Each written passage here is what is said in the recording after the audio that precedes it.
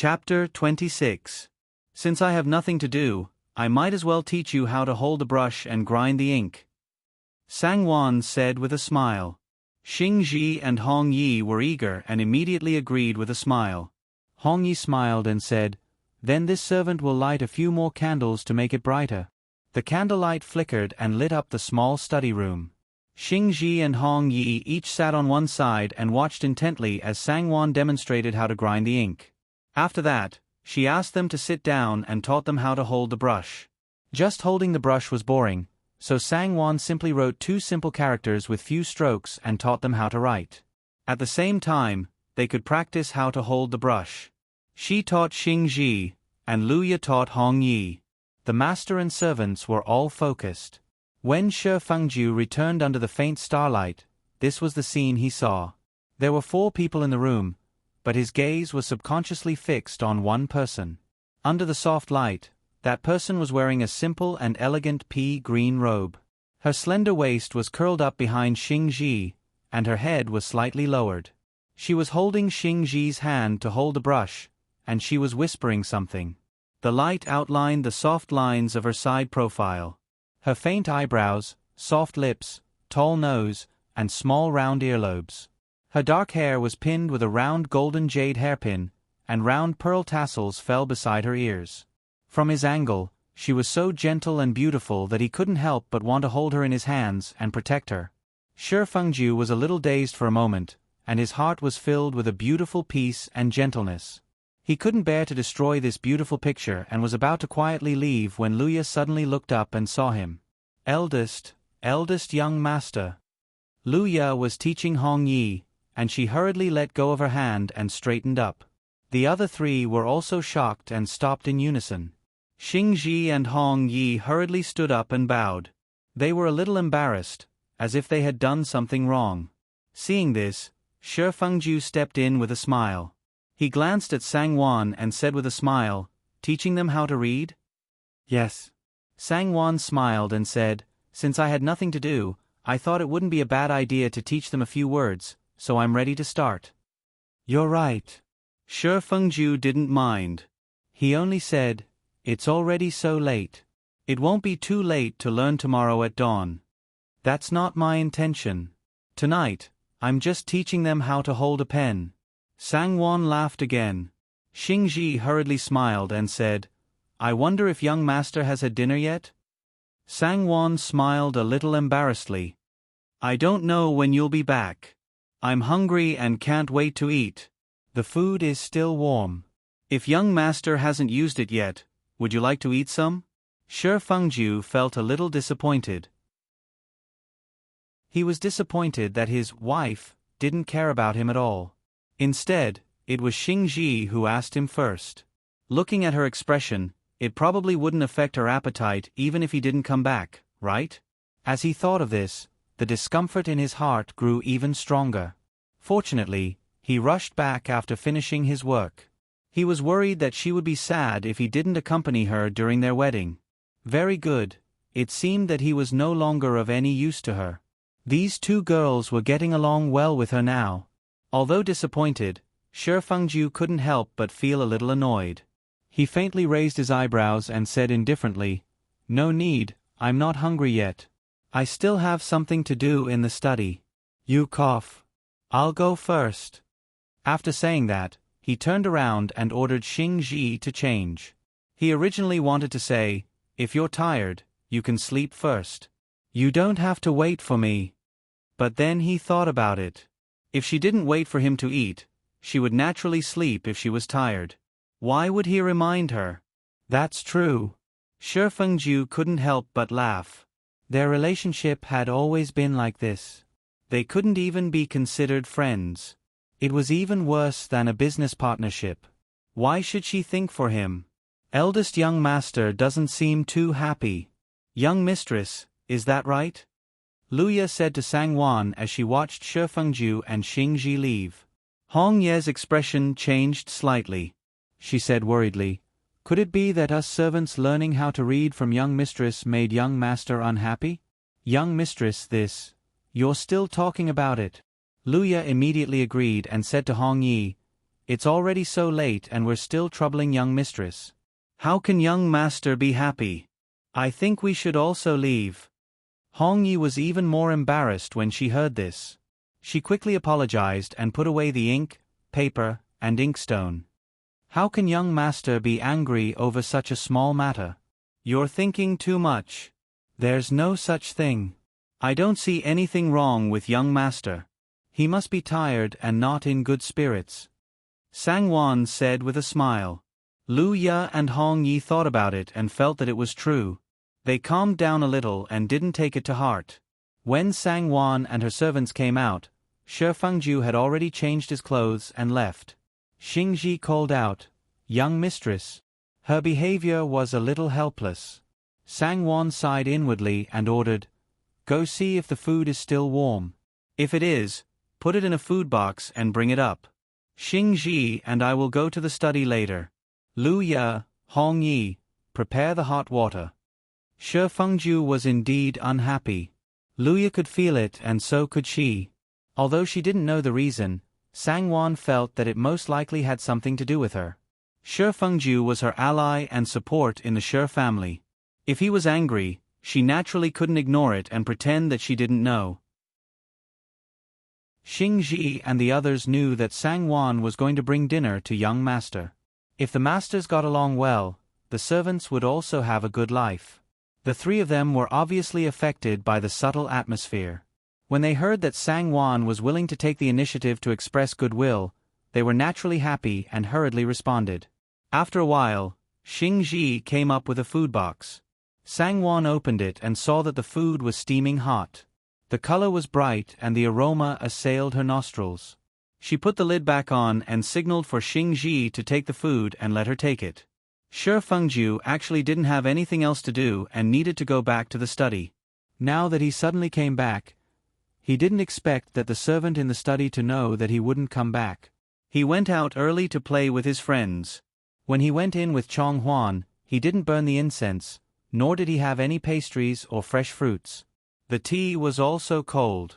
It was very cold and cheerless. These servants are all itching for a beating. Shi Fengju slammed the table angrily. After a busy day, he didn't even wipe his face or drink a sip of hot tea. Not to mention, his stomach was rumbling with hunger. If he could still hold back his anger, he would be a saint. He, Shi Fengju, was never a saint. "Master, don't be angry. This servant will skin those little bastards alive tomorrow. This servant will go and order some tea." Chong Huan subconsciously shrank her neck and said with a smile, "Go quickly." Shi Fengju held back his anger and said, "Go and get some water first. This master wants to wash his face. Then see if there's anything to eat." "Yes, yes." Chong Huan glanced at her master strangely. What's wrong with him? If there's nothing to do, why doesn't he return to Ning Garden? Why does he have to eat here? Did he quarrel with young mistress? That can't be. Didn't this master just return to the Fu? Moreover, young mistress is so gentle and obedient, and she's a new daughter-in-law. It doesn't make sense. Chong Huan agreed while thinking. Before she went out, she put down her feet and asked with a smile, "Master, what do you want to eat?" This servant, seeing Shi Fengju coldly glare at her, Chong Huan was frightened and hurriedly changed her words. "This servant will go to the kitchen and take a look." After saying this, she ran away. Not long after, the two servants, Chen He and Chen Xiang, slowly came in, one holding tea and the other holding water to wash his face. The two servants didn't expect the young master to come and felt a bit guilty. Shi Fengju's vexed heart finally calmed down a bit. He ordered Chen Xiang to put the basin on the shelf. Seeing him standing to the side in a daze after putting down the basin, Chen Xiang sighed silently and took the towel on the side of the basin to soak it in. Who would have thought that the water would be too hot, and Shi Fengju was caught off guard as his hands were soaked in it. "I-oh!"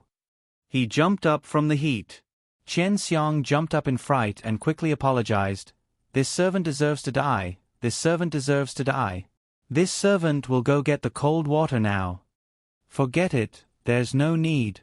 Shi Fengju suppressed his anger and said with a cold face, Although this water wasn't as suitable as the ones he prepared for Xing Ji, Hong Yi, and the others, it wasn't too hot if he was careful. He didn't want to cause any more trouble. He carefully soaked the towel and carefully wrung it dry before wiping his face. The warm air blew against his face and opened up his tight pores. His tiredness was swept away, and Shi Fengju closed his eyes comfortably as he let out a sigh. He was satisfied with just washing his face casually. The water was, of course, water. He didn't expect anything from these boors. Fortunately, when he was out doing business and driving a carriage, there was a lot of time for him to put up with, and very little time for him to be particular about, so he was not so angry over this. Not long after, the temperature of the hot water cooled down. Shi Fengju washed his face and hands. He felt much better. He leaned back in his chair and signaled Qian He to serve tea. Qian He hurriedly carried the tray to him like a lackey. Shi Fengju picked up the teacup and opened it to take a look. The tea leaves in the teacup had not been soaked and were half curled in the water. It seemed that the water used to brew the tea was not enough, as it was neither hot nor cold. Shi Fengju suddenly lost his desire to drink. He put the lid back on the teacup and put it aside. He waved his hand weakly and said, "Leave. All of you." Qian He glanced at the neglected teacup, thinking that it was a waste of good tea leaves. As soon as Qian He and Chen Xiong left, Sang Wan came with Xing Ji. It was fine if Shi Fengju did not want to see her, but the moment he saw her, he remembered that he was a cold and unreliable servant who did not know how to serve him meticulously. His heart burned even more furiously as he frowned and asked, "Why are you here? What's the matter?" Sang Wan secretly rolled her eyes. She thought, "I just didn't wait for you to come back for dinner. Is it necessary? If you don't mind, tell me and I'll do it." Sang Wan didn't think that there was anything he was embarrassed to say to a man who could give his bride a hard time on their wedding night. "Young master, no matter how busy you are, you can't ignore your health. You'd better eat first." Sang Wan smiled gently and asked Xing Ji to put down the food box. She opened it and said with a smile, "These are all young master's favorite foods. Smoked meat with pine nuts, tofu with 8 treasures, sliced chicken with hibiscus, dried fried silver fish, and bamboo shoot soup. Eat them while they're hot. They won't taste good when they're cold." Chapter 27. Shi Fengju still wanted to throw a tantrum and refused to eat, but the hunger in his stomach was unbearable and his mouth was parched. Just as he was about to half refuse and half agree, Chong Huan coincidentally barged in from the outside and said, "Master, the stove in the kitchen has already been turned off. Auntie Li said that the food has been collected from all the courtyards. How about this servant go to Ning Garden and get it for you? Or, can I ask Auntie Li to make a bowl of noodles for you?" Oh, this servant was afraid that you couldn't wait, so this servant brought a plate of hibiscus cakes, jade cake, and peach pastries. Chong Huan was about to present the pastries as if they were treasures when she discovered that her young mistress and Xing Ji were standing in front of her. Her young master's face was already as black as the bottom of a pot. How could Shi Fengju not be angry? Just now in Ning Garden, he had calmly told Sang Wan that he wasn't hungry. Now, she had caught him red-handed. Chong Huan's words were ear-piercing no matter how one looked at it. Xing Ji wanted to laugh, but didn't dare to. She looked down calmly and pretended that she didn't hear anything. Chong Huan still didn't know about the case in Ning Garden, so she hurriedly smiled and greeted Sang Wan, "Young mistress, you're here." Sang Wan found it funny, but she didn't show it on her face. She nodded slightly at Chong Huan and smiled. "All right, this plate of pastries is your reward. Take it and eat. Young master has me here. Go." Chong Huan subconsciously glanced at her young master's dark face and smiled embarrassedly. Young mistress is still the one who cares about young master. This servant will go. After saying this, she shrunk her neck and ran away. Dog. Shi Fengju angrily snorted. "Eldest young master, please." Sang Wan knew she couldn't wait any longer. If she waited any longer, Shi Fengju would fly into a rage out of humiliation. She pulled Shi Fengju to sit down and motioned for Xing Ji to bring out the dishes. Then, she personally scooped a bowl of soup for him. Shi Fengju saw that she didn't make fun of him, and her expression didn't change at all, as if she hadn't heard Chong Huan's words at all. His angry and embarrassed heart calmed down a little. He wanted to say something to smooth things over, but he felt that the more he said, the worse the situation would be, so he simply pretended that nothing had happened. He sat down and took the food. As soon as the hot and fragrant bamboo shoot soup entered his mouth, his taste buds were immediately stimulated. Shi Fengju felt refreshed and said gently to Sangwon, "All right, Xingji will stay and serve me. You can go back first." Since he had said that he had something to do, he must sit in the study a little longer, whether he had something to do or not. "All right then, I'll head back first. Young master, you should also go back and rest early. Don't stay up too late." Sangwon nodded and smiled as she instructed Xingji. "Later, go brew a pot of good tea for young master to digest. Also, go and see if there are any fresh fruits and vegetables. Don't forget." "Yes, young mistress." Xingji bowed and complied. Shi Fengju glanced at her and felt his heart relax. The work of serving others was indeed not something a man could do. It must have been hard for her to be willing to put on an act to this extent. As Shi Fengju thought of this, he suddenly felt a little apologetic. He softened his tone and smiled at her. "There's no need to go through so much trouble. I don't have much to do, so I'll go back in a while." "Oh right, if you're tired, you should rest first." Returning a plum for a peach, the ancients were indeed right. Sangwon secretly thought. She smiled and agreed, then turned around and left. Who would have thought that before Sangwon reached Ning Garden, she heard someone call out, "Young mistress." She stopped and turned around to look. Her eyes widened in surprise as she said, "Xingji? Why didn't you stay behind to serve young master?" Sangwon thought that Shi Fengju saw that she had gone back alone and specially asked Xingji to accompany her. Rizhong secretly rejoiced in her heart for no reason. However, Xingji's expression was a little awkward as she stammered and refused to say anything. Sangwon's heart immediately sank. Needless to say, she also understood a little. "Miss Biao went to the study?" Sangwon asked faintly. Everyone in the Fu, including Wang, would have this expression whenever Gu Fengzi was mentioned in front of her. It was as if to her, Gu Fengzi was a scourge. Thinking about it carefully, it was indeed so, wasn't it? Yes. Xingji could only nod when she heard her words. She hurriedly smiled and said, "Young mistress, you don't know. Miss Biao has helped young master a lot in business for the past 2 to 3 years. She often has things to discuss with young master. That's why. Cousin Sangwon is capable and capable. Mother-in-law has said so before." Sangwon smiled and her eyes were still as gentle as before. Xingji couldn't help but sympathize with Sangwon. To be honest, if she was in this position, she didn't know how wronged she would be. It was really difficult for her. Xingji moved her lips and wanted to comfort Sangwon. However, when she thought that her relationship with her wasn't that close, she held back. The master and servant were silent the whole way. Sangwon couldn't help but think that Gu Fengzi's news was indeed fast. As soon as she stepped through the door of the study, she knew what was going on. Seeing that she had left, she naturally wanted to interrogate and check. Sangwon couldn't help but feel puzzled. Gu Fengzi was so fierce. How could Shi Fengju stand it? She shook her head slightly. This person's taste was really strange. Sangwon didn't know that Shi Fengju actually felt that Gu Fengzi was becoming more and more unbearable.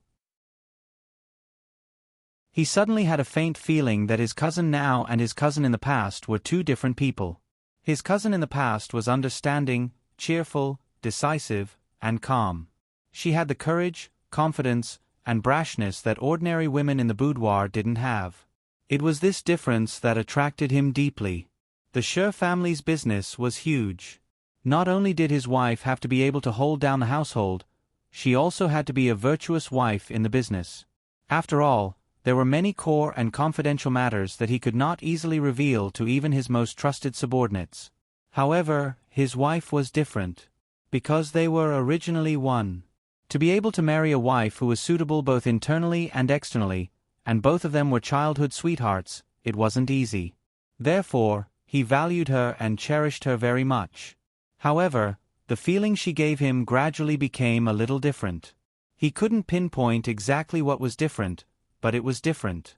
For example, in the past, she wouldn't question him again and again with doubtful eyes. Really? You're not lying to me? She wouldn't constantly remind him of the grievances she had suffered for him and how many concessions she had made. She also wouldn't use a sour tone to talk about other women in front of him, such as Sang-won. In the past, even if he accompanied his business friends to the brothel to drink wine, or chartered a pleasure boat to tour the lake, she would only smile lightly and at most joke with him. He liked the confidence she exuded. Her confidence in him and her confidence in her. He could feel that her self-confidence was becoming weaker and weaker, more and more scarce. She actually didn't need to. Sang-won and Xing-ji returned to Ning Garden. In the study, Shi Fengju didn't even finish his meal before he was busy coaxing the pitiful Gu Fengzi. By the time he finally managed to coax his cousin into smiling through her tears, the food had already turned cold and he didn't have the appetite to eat anymore. "I'm sorry, big cousin, it's all my fault. How about I ask someone to bring some snacks?" Gu Fengzi expressed her apologies, but she was secretly pleased. Big cousin really cared about her and put her first. It could be seen that if she wanted to capture a man's heart, she had to remind him at all times so that he would value her. Seeing Shi Fengju nod, Gu Fengzi instructed Lan Xiang to go to Peony Park to get some snacks. The food Sang-won brought over, humph, it's best not to eat it, so that she wouldn't feel uncomfortable when she saw it. Tomorrow night, I'll definitely ask the kitchen to prepare some of your favorite dishes to apologize to big cousin. Gu Fengzi smiled again. Her eyes lit up and she said happily, "How about we go to Jade Lotus Restaurant tomorrow at noon? Speaking of which, we haven't eaten outside for a long time. I'll treat you tomorrow at noon, how about it?" Gu Fengzi's eyes curved into crescents and her face was filled with anticipation. Shi Fengju couldn't help but smile as well. Although she had a little temper, it was because she cared about him. Shi Fengju was about to agree when Sang-won's delicate and beautiful face suddenly flashed in front of his eyes. Jade Lotus Restaurant was the Shi family's property and was the best restaurant in Qingzhou. If he and his cousin went there, how would others see Sang-won? "Tomorrow, I still have to go to the warehouse at the docks to take a look. I'm afraid I'll only be back at night, so forget it." Afraid that Gu Fengzi wouldn't give up and say the day after tomorrow, he hurriedly explained with a smile, "I'm afraid I won't be free recently. After the Dragon Boat Festival, I'll have to bring the fleet to the capital, so I have to keep a close eye on the warehouse at the docks." The smile on Gu Fengzi's face froze. She raised her eyebrows and stared suspiciously at Shi Fengju, blinking her eyes. Shi Fengju suppressed the disgust in his heart and waited for her to question him. Fortunately, Gu Fengzi didn't continue to harp on this issue and nodded with a smile, "You're right, I almost forgot about this. Since there's nothing going on in the residence these days, why don't I accompany you to the warehouse at the docks to help you keep track of the goods? Is that okay? Isn't the Dragon Boat Festival coming soon? The residence still has to prepare for the festival, so I and the managers at the docks will be fine." Shi Fengju hurriedly said with a smile. Gu Fengzi couldn't help but pull a long face. After a moment of silence, she said, "All right. Cousin has already made up your mind. What else can Fengzi do other than listen to cousin? Everything will be decided by cousin. Fengzi will obey without exception."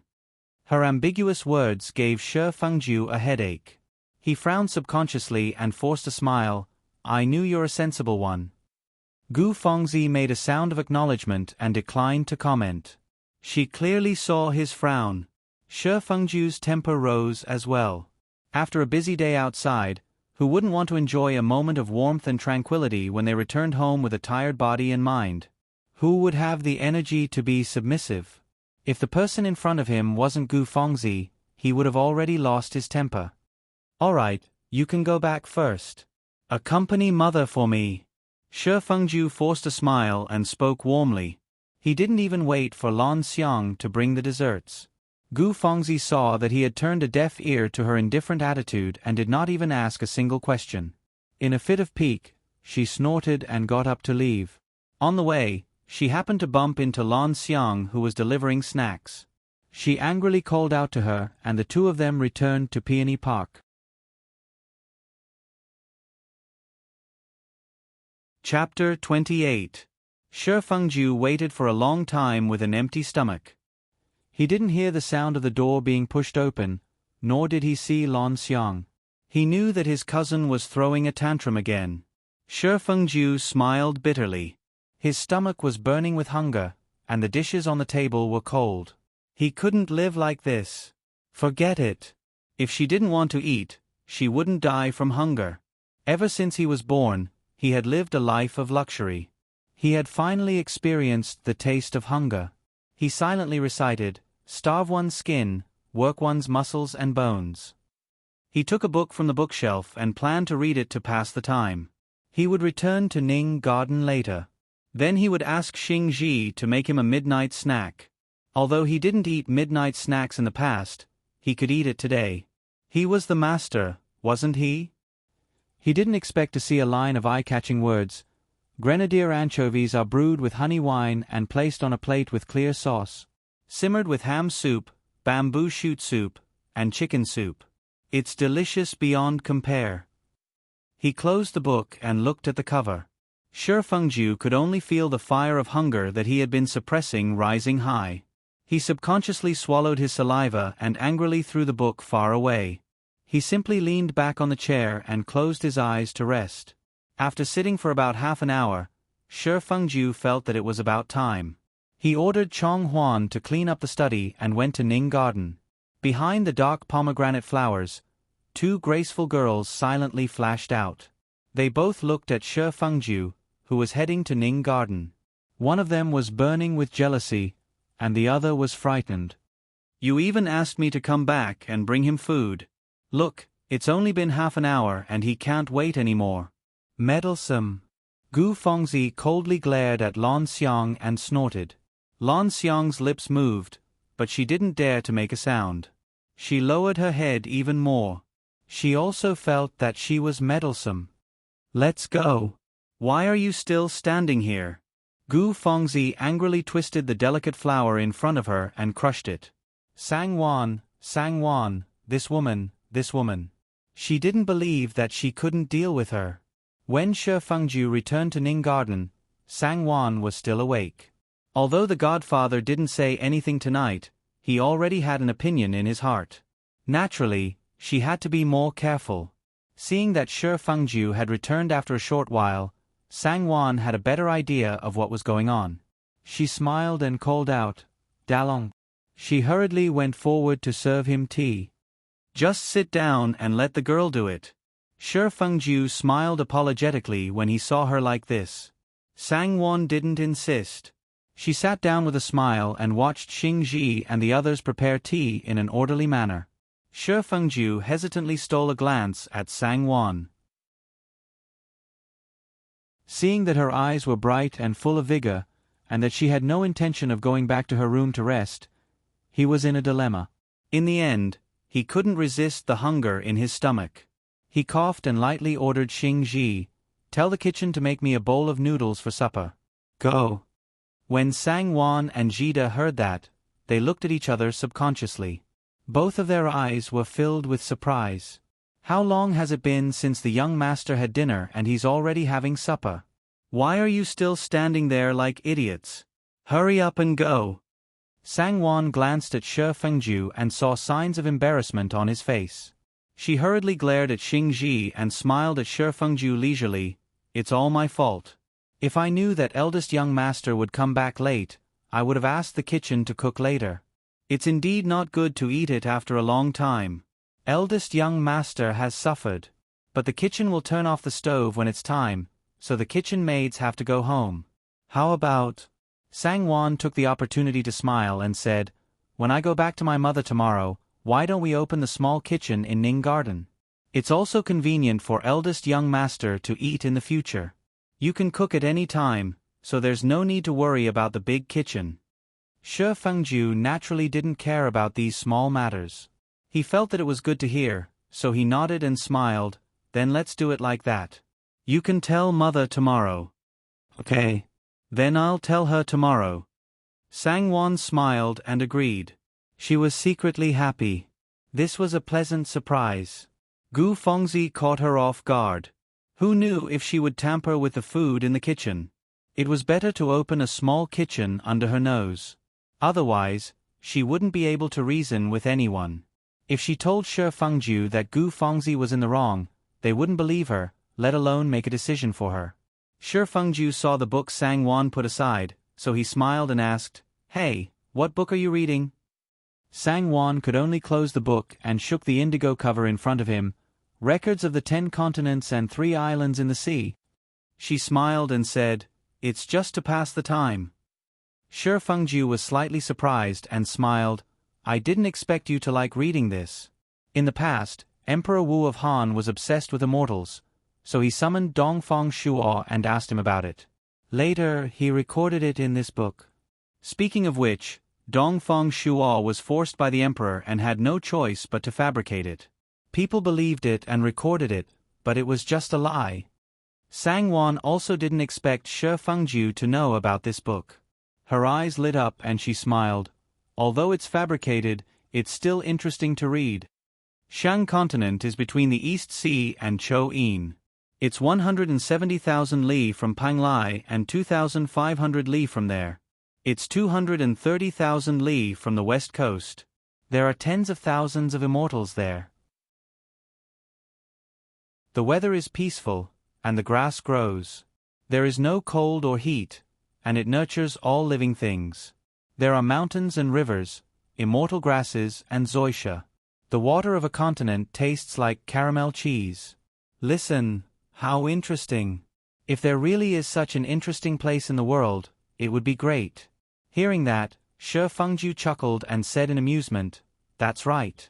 It's really interesting. Something like spring like wine, golden Ganoderma jade grass of immortality, growing in the jade fields, or called spirit-nourishing Ganoderma.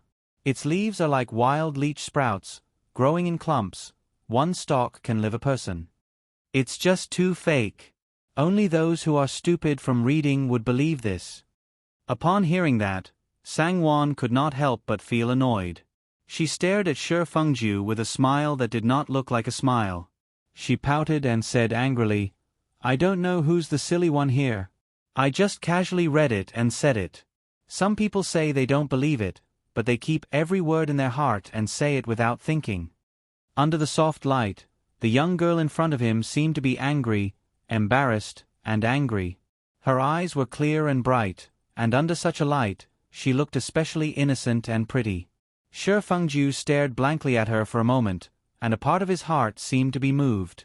Sangwon felt regretful and embarrassed as soon as she said this. She didn't seem to be familiar with him to the point where they could talk so casually. If she talked to him like that, wouldn't it be? The room was silent for a moment, and the air was filled with awkwardness. Cough. Shi Fengju covered his mouth with a fist and coughed lightly. He smiled embarrassedly and said, "Actually, my memory is not bad. All right, I still have Chronicles of the Tang Dynasty, A Brief History of Island Barbarians, Yuyang Miscellany, Tokyo Dream Flower Records, and so on. They're also very interesting. If you want to read them, I'll ask someone to find them for you tomorrow."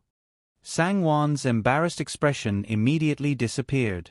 She raised her eyes and smiled. "I've read all of them. Is there anything else?" Shi Fengju was even more surprised. "Long Things Chronicles? Shijing Miscellany?" Seeing that Sangwon didn't speak, he clapped his hands and laughed. "Your Sang family is really—" Sangwon's eyes darkened. She seemed to have thought of something, and her mood suddenly fell. She forced a smile and said, "When I was at home, Big Brother and sister-in-law doted on me, especially Big Brother. He never allowed me to work like other girls. My father also left behind many books. Other than the 4 books and 5 classics, as well as Confucius and Mencius, there were all kinds of other miscellaneous subjects. I grew up surrounded by books." Sangwon's tone carried a hint of self-mockery. What was the use of reading so many books? Just like in her previous life, she was only brought into the underworld.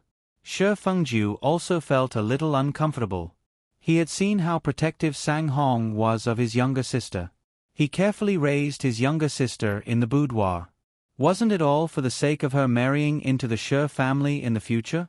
As the Shi family's young mistress, she naturally couldn't be a village girl who casually let others read her books. Otherwise, she would be criticized when she married into the Shi family in the future. However, I don't have a good memory like young master. After a long time, I've forgotten about it. If there's a chance to read it again, it's not a bad idea. Old News Under the Heavens, Old Wulin Stories, Long Things Chronicles, and other miscellaneous old stories. Even if I read them a few times, I won't get tired of them. Sang Wan's gloomy expression quickly disappeared. Her eyes sparkled as she smiled. That's easy. They're in the study room. Just ask someone to get whatever you want. Oh yes, there's also a lot of poetry notes and skits. When you're free tomorrow, you can go and pick a few books yourself. Shi Fengju added. Sang Wan smiled and nodded. She casually picked a few books and chatted with Shi Fengju. However, when it came to poetry, it was obvious that she wasn't as interested as the miscellaneous old stories. Coincidentally, Shi Fengju also liked to read geographical magazines when he was free. The two of them chatted back and forth, but the conversation was very lively. Shi Fengju couldn't help but laugh in his heart. There was a reason why he didn't like poetry. The reason was funny, but it was related to Sang Wan. Previously, Wang was afraid that her future daughter-in-law, Sang Wan, would be too talented and would suppress her son after marrying into the family. Therefore, she specially ordered the housekeeper to have the bookstore make a list of books and buy a lot of poetry. She ordered her son to cram in, so that he wouldn't lose to her daughter-in-law in the future. Shi Fengju only had one Gu Fengzi in his heart, so he instinctively disliked Sang Wan. The more Wang acted like this, the more he refused to listen to her. Even if she didn't say anything, those books would probably be piled up in some corner to rot after Chong Huan brought them back. He didn't even have the interest to take a look at them. Unexpectedly, his wife also didn't have much interest in these kinds of books. It was obvious that his mother had made the wrong decision. Secretly thinking about the past, Shi Fengju himself didn't know what kind of feeling he had in his heart. If it wasn't for his cousin, if he didn't have that kind of prejudice, would they? Shi Fengju's heart trembled, and he hurriedly stopped this random thought. How could he think like that? How could he forget how much his cousin had sacrificed for him, and how much she had willingly suffered for him? The two of them were talking animatedly when Shi Fengju's expression suddenly changed. Sang Wan couldn't help but be puzzled. Her expression slightly froze, and she stopped talking. Shi Fengju forced a smile and was about to find an excuse when Xing Ji came in with a bowl of noodles. The fragrance wafted over along with the steam, and Shi Fengju's eyes couldn't help but brighten. Eldest young master, please eat the noodles first. It's getting late, so I'll wash up and rest first. Sang Wan smiled and stood up. You go first. Shi Fengju's hunger had already recovered, and he had regained control of his consciousness. Sang Wan pursed her lips and smiled. She called for Luya and left.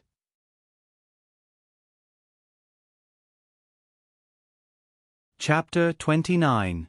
When Shi Fengju finally filled his stomach and felt completely comfortable, he washed up and returned to his room. The crimson and golden canopy of 100 children and 1,000 grandchildren had already been gently lowered. Sang Wan had already fallen asleep. There was no one in the room. Shi Fengju boldly looked at the canopy that swayed slightly from time to time even though there was no wind. He subconsciously imagined what kind of posture and style the person in the canopy would have. His heart actually felt slightly hot, and he wished he could go up and lift the canopy to see her true appearance. But after thinking about it, he didn't dare. He silently laughed foolishly, shook his head, and quietly took out the bedding from the wardrobe. However, he didn't know how long he had been staring at the inside of the canopy, and how long the person inside had been quietly staring outside. Sang Wan gently tilted her head to the inside, and the corners of her lips subconsciously curled up slightly. In less than 2 days, Mama Li finally recovered and returned to Ning Garden. Sang Wan was naturally very welcoming. She welcomed her in with a smile, and personally instructed Hong Yi to bring people to rearrange her room. The bedding and canopy were brand new, and the tables, chairs, and cabinets were all neatly arranged. She also added a few more elegant decorations, and by the window, there was a pot of luxuriant spider plants. The fresh green color of the plants complemented the blue and white porcelain pots, and it looked exceptionally lively. Mama Li was even happier when she saw this. She kept saying to Sangwon, "Young mistress, you're overpraising old slave. How could old slave accept young mistress's efforts?" Sangwon naturally responded with an even more modest and amiable smile. The two of them became more intimate. Who would have thought that Gu Fengzi would send people to inquire about the situation between the two of them? She immediately felt uncomfortable in her heart, and secretly became angry with Mama Li. As early as when Mama Li was recuperating at home, Gu Fengzi had intentionally or unintentionally mentioned Mama Li to Sangwon. Gu Fengzi's words revealed that Mama Li relied on the fact that she had nursed Shi Fengju before and was used to taking advantage of her seniority and bossing people around. She wished that everyone in Ning Garden had to listen to her and that everything had to be approved by her. It was as if she regarded herself as an old feudal lord. Whenever she was unhappy, she would go around complaining. She even loved to complain to Shi Fengju. He was the most difficult old man to deal with. She then said to Sangwon, "Logically speaking, Mama Li should have left long ago and returned home to retire." However, before eldest cousin got married, she kept saying that eldest cousin didn't know how to take care of himself. She said that once she left Ning Garden, the maidservants would be lazy and refuse to leave. Eldest cousin couldn't do anything about it. Now that eldest cousin-in-law has married into the family, you should naturally take care of eldest cousin-in-law's matters. In my opinion, you should return to your aunt's house as soon as possible and retire to Mama Li's house. Otherwise, in the future, she will interfere in everything and point fingers. The old woman has many rules and is long-winded. Eldest cousin-in-law, won't you be in a difficult position? If you comply with her, it won't be proper. If you don't comply with her, she will make a fuss until the end. It's better to send her away as soon as possible. Seriously speaking, this is a grace. If she goes home, who will mistreat her? Won't she still have good food and drinks and maidservants to serve her? If you tell her in detail, I think she will understand the benefits of this. In her previous life, Sangwon didn't have any direct contact with Mama Li, so she didn't understand this person. However, after her rebirth, she was certain of one thing that couldn't be wrong. That was, as long as Gu Fengzi said something, she would listen to and do the opposite. It was tried and tested time and time again. Therefore, when Gu Fengzi said this to Sangwon, Sangwon didn't bat an eyelid and listened with a smile. From time to time, she would lightly nod her head. In her heart, she secretly made a mental note that when it came to doing things, of course, she would do the opposite. Therefore, Gu Fengzi, who was originally waiting to see Sangwon run to Wang to ask Mama Li to leave, could no longer sit still. Gu Fengzi was unhappy and went to Shi Fengju to complain. Mama Li is old and should be enjoying life at home. I don't know why eldest cousin-in-law took her to Ning Garden. Eldest cousin-in-law, you should persuade eldest cousin-in-law. Mama Li is someone who can't stay idle. Living in Ning Garden, how could she be free from worry? She's already so old, yet she's still worried. She just fell seriously ill, so it's not good for her body. Shi Fengju heard this and nodded his head in agreement. This wet nurse was good at everything and treated him like her own son. However, she treated him too well. She always treated him like an immature child and would often go to his room in the middle of the night to see if he kicked off his quilt. Needless to say, she took care of his eating, dressing, sleeping, and waking up time. She also often made strange soups for him to drink, calling them tonics, to nourish his body. She often made him suffer unspeakably, but he didn't dare to resist. Otherwise, when she cried, he had to coax her. If his mother knew, she would scold him for being immature. This wasn't the most difficult thing. The most difficult thing was that the wet nurse and his cousin couldn't see eye to eye. Every time the two met, no matter how much his cousin tolerated, the wet nurse just didn't like her. She dared to scold her in front of her for being hypocritical, pretentious, hypocritical, and so on. It was fine if the wet nurse said it herself, but she also had to agree with her words. She was sandwiched in the middle like a mouse in a bellows and had enough of it. It wasn't bad to let her go back and enjoy her old age comfortably. You're right. The wet nurse should go home and enjoy her life. However, Shi Fengju smiled at Gu Fengzi and said half-jokingly, "You and the wet nurse have always been at odds. Why are you speaking up for her? This isn't like your personality."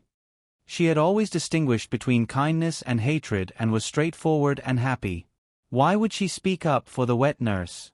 Although Gu Fengzi didn't dare to contradict Shi Fengju in front of Mama Li, she would always vent her anger on him and throw a tantrum. Shi Fengju would say all kinds of nice things and try to please her in order to coax her. Gu Fengzi was also ruthless. Every time, she would reveal to Mama Li the process of how Shi Fengju tried to please her and coax her to obey her. Mama Li was always so angry that she almost died, but there was nothing she could do.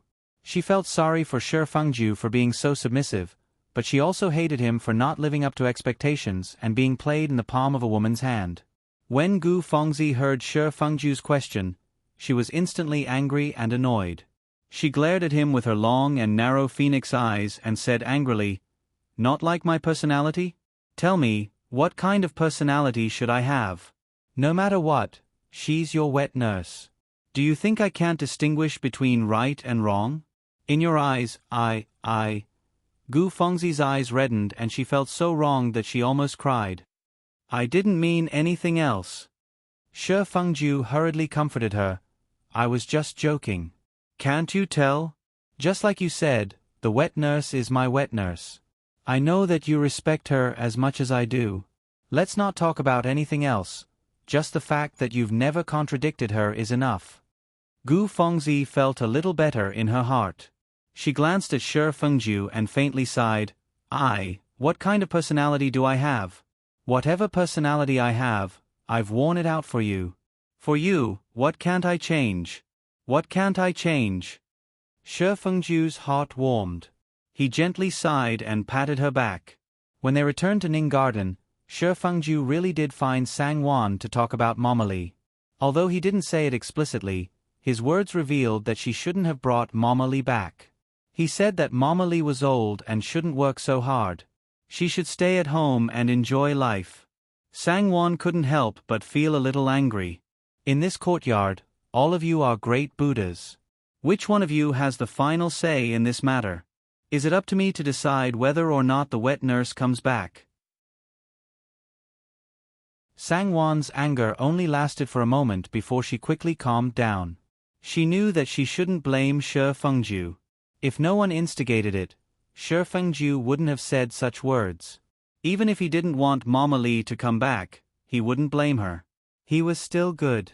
Although there was a hint of condemnation in his words, he didn't say it explicitly. He also didn't lose his temper at her or ask her to solve it. He just expressed his dissatisfaction. She was afraid that it was far from what a certain person had imagined. Before Sang-Wan could speak, Mama Li came in with a little maid. She looked at Shi Fengju with tears in her eyes and said, "Eldest young master wants to drive old slave away? Does eldest young master think that old slave is old and useless?" Wet nurse. Shi Fengju didn't expect that Mama Li would hear him. He hurriedly stood up and explained with a smile, "I didn't mean that. I'm just worried about your health. Isn't it good for you to stay at home and enjoy your life?" Isn't it the same?"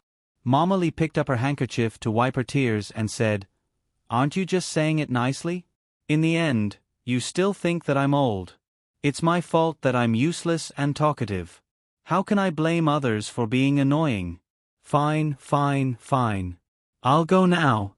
This old woman has one foot in the grave. Can't she live anywhere? What else is there to miss?" After that, she ignored Shi Fengju's call and turned around to cry with the help of the maid. This was going to be lively. Sang-Wan and Shi Fengju looked at each other. Shi Fengju stamped his feet and said, "Aya," in annoyance. He lifted his feet and was about to rush out. If he really let the wet nurse leave like this, not only would he feel guilty, but his mother would also tear him apart. Dalang. Sangwon got up and called out to him. She caught up to him and grabbed his arm, saying, "Let me go. I'll go and persuade Mama first. You can go after she calms down." Shi Fengju met Sangwon's gentle gaze and nodded, saying, "Okay. You have to keep the wet nurse no matter what. You can't let her leave like this." "Don't worry." Sangwon smiled. 2 fists were no match for 4 hands. There would be no problem at all in keeping her. Shi Fengju waited anxiously. Unexpectedly, after a while, he saw Luya, who went with Sangwon, running back and shouting, "Eldest young master." "What's wrong with Mama Li?" Shi Fengju's heart skipped a beat. It's nothing. Luya grinned and said, "Eldest young master, don't worry. Young mistress has persuaded Mama Li. Mama didn't make a fuss about leaving. Young mistress told me to come and tell you." "What? Really?" Shi Fengju was shocked. Shi Fengju knew very well that the wet nurse was not so easy to persuade. Young mistress really persuaded Mama? Shi Fengju quickly calculated in his mind. Excluding the time they took to walk, Sangwon probably said less than 5 sentences to the wet nurse. So fast. He would rather believe that there was something wrong with his ears. "Of course it's true. Eldest young master, you'll know when you see it," Luya said hurriedly. She was not convinced in her heart. Shi Fengju did not say anything else and left. When he came to Mama Li's room, as expected, although the old wet nurse's eyes were still red and swollen and her expression was not very good, her mood had calmed down. Ri Zhong was sitting there talking to Sangwon. Sangwon's face was full of smiles and she nodded from time to time to listen.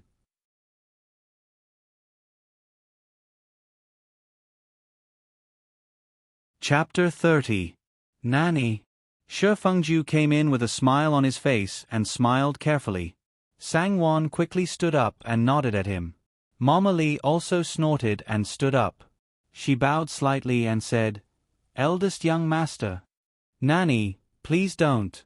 Shi Fengju quickly returned the greeting and said with a smile, "How can I feel at ease if you act like this? It was my fault earlier. Nanny, please don't be angry. You can stay in Ning Garden for as long as you want. No one is allowed to mention this again. Please calm down, okay?" Sangwon also smiled and said, "That's right, Nanny. Eldest young master only said that for your sake. If you get tired, won't he be upset and worried? Eldest young master has been worried about your health since you went to visit him. Please don't be angry. Otherwise, eldest young master will feel uneasy." Mama Li glanced around and sighed softly. "How can I not know what kind of person eldest young master is? How can I be angry because of this? I'm just worried that others won't take good care of you. Don't worry, when I'm too old to move, I'll leave even if you don't say anything. I won't stay and cause trouble for you." "Nanny, don't say that. You'll never be trouble."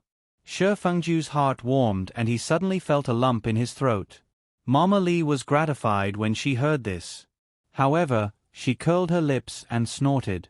She said coldly, "Eldest young master's words sound nice, but I'm afraid that he'll turn around and hear someone instigate him. He'll dislike this old woman again." Shi Fengju knew that she was referring to Gu Fengzi. He smiled awkwardly. "Look at what you're saying. How can that be? Whoever has the guts to talk nonsense about you in front of me, I'll be the first to not forgive them." Forget it. This old woman doesn't believe your words." Although Mama Li said that she didn't believe it, a smile unconsciously appeared on her face. She turned to look at Sangwon and smiled even more happily. "Now that I have Ma-am, I will only listen to Ma-am. If Ma-am wants me to stay, I will not leave. No one can say anything about it." Yes. I'll do as you say." Shi Fengju was secretly amazed. How did the wet nurse become so close to Sangwon in the blink of an eye? Miracle, what a miracle.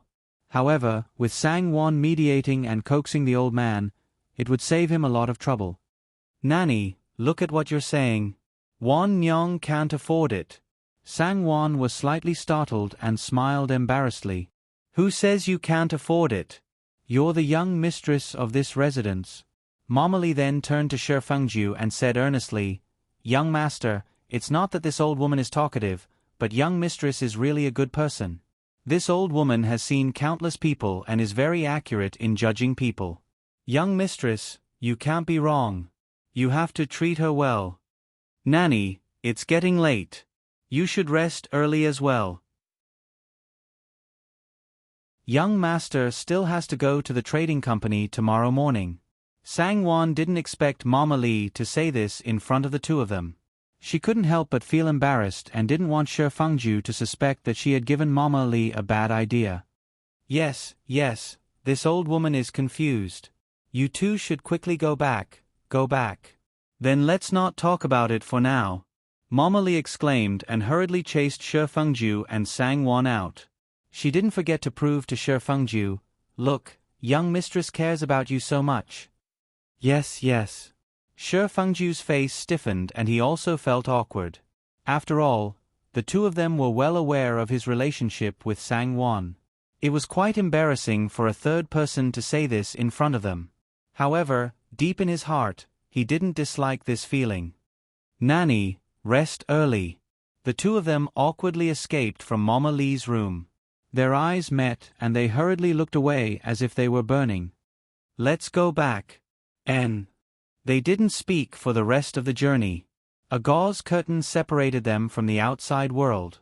The two of them silently lay down and felt strangely nervous for no reason. They clearly knew that the other party couldn't see them, but they still felt as if they were under the other party's eyes. They didn't dare to move and even held their breaths carefully. Are you asleep? In the empty and silent darkness, Shi Fengju's voice was like a small stone thrown into a calm lake, creating ripples. After a long time, or perhaps just a moment, just when Shi Fengju thought that Sang-won wouldn't respond, Sang-won softly said, No. Shi Fengju then turned over and lay on his side facing the bed. His elbow was propped up on the soft pillow and his hand was loosely clenched into a fist to support his cheek. Are you curious why I'm so good to the wet nurse? Shi Fengju asked. Sang-won's closed eyes gently opened. She unconsciously smiled and said, A little. Usually, the young masters and young mistresses of large families would treat their nannies as their confidants and would treat them well. However, it was rare to see someone like Shi Fengju, who was so respectful and well-behaved as if he was afraid of offending the old mistress. Shi Fengju softly sighed, revealing infinite sadness, gratitude, and pity. He softly said, The wet nurse was 10 years older than my mother.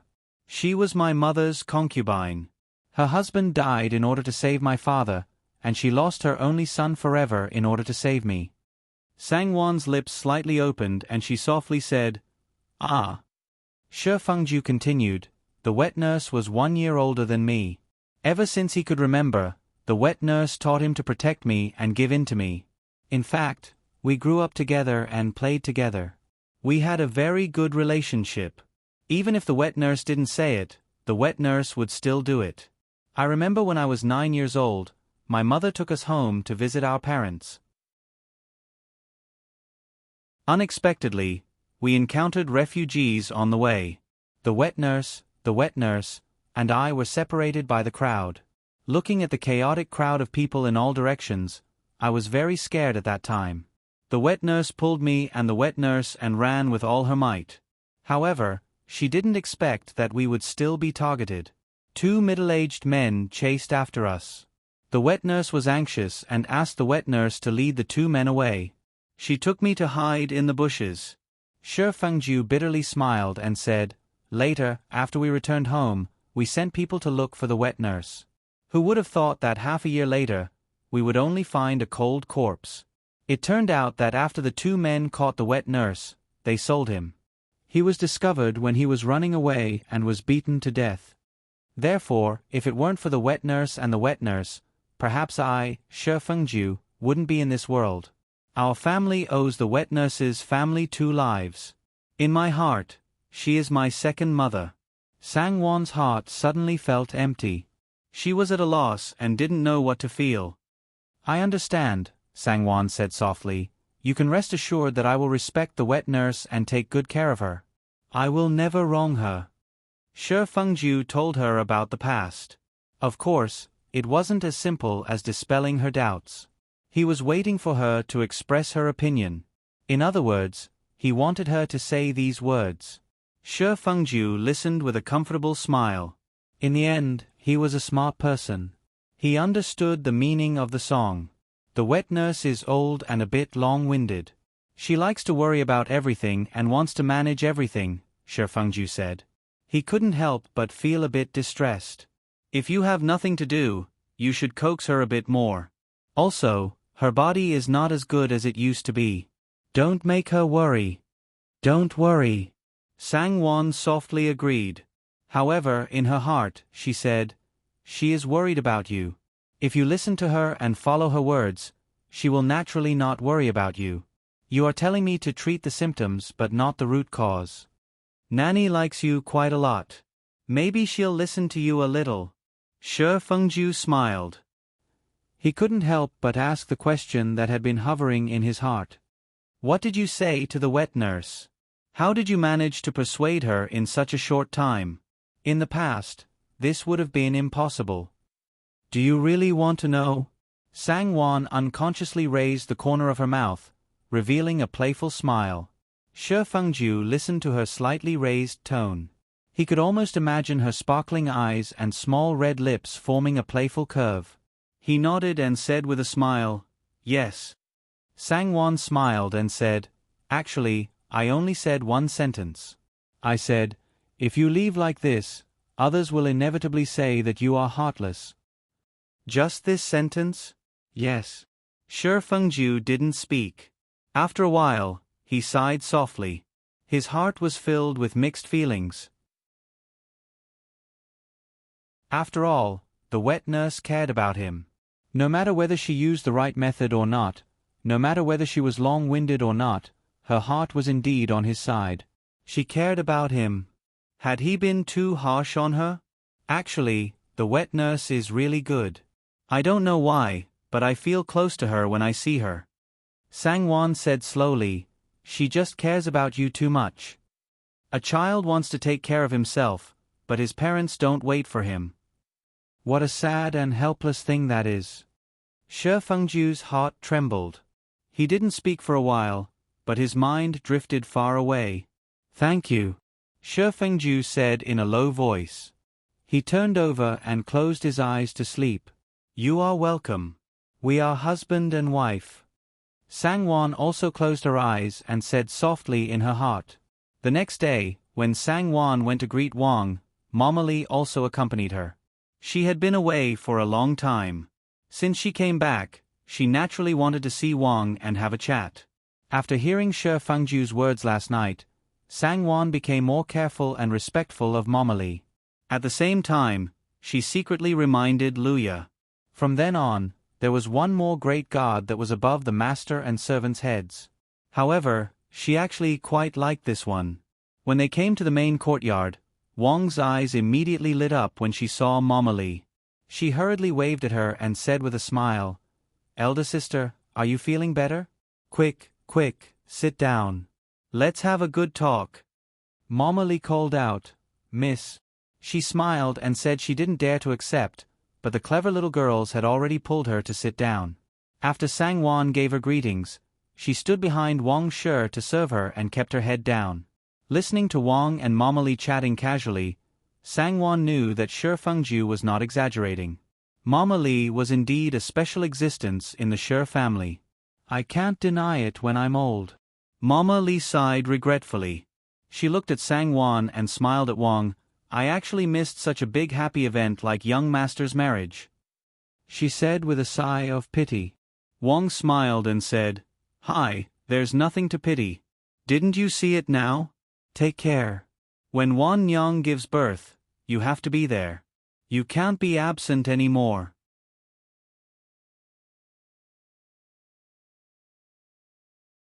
Chapter 31. Of course. For the sake of little young master, my old bones will have to take it easy. When little young master is born in the future, I still want to do my best. Mama Lee's eyes lit up and she immediately became spirited. That's great. I'm just afraid that you'll be tired. Wang laughed and looked at her. I won't. Mama Lee waved her hand. Sangwon's face immediately turned red after hearing their words. She lowered her eyes and did not dare to raise her head. Especially when Wang subconsciously turned her head and stared at her stomach, she felt even more embarrassed. Little young master? She was afraid that Wang and Mama Lee would be disappointed.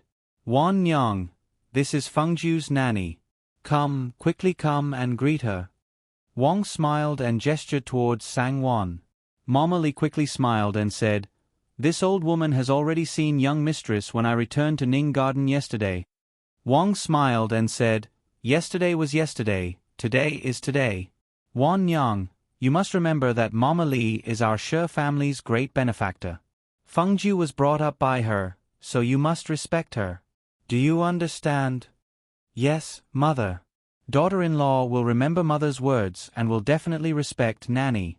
Sangwon smiled and agreed. She went forward and bowed slightly towards Mama Lee before calling out, Nanny. Oh, young mistress, you can't. You can't. The rules can't be broken. Mama Lee quickly stood up and moved to the side. She smiled at Wang and said, Missy, you always say that. It makes me feel bad. Just sit down, why can't you? Rules are rules, and there are always exceptions. Wang smiled and signaled to the maidservants to help Mama Lee sit down again. The two of them chatted back and forth again, and from time to time, they would let out happy laughter. Mama Lee and Wang spoke very casually.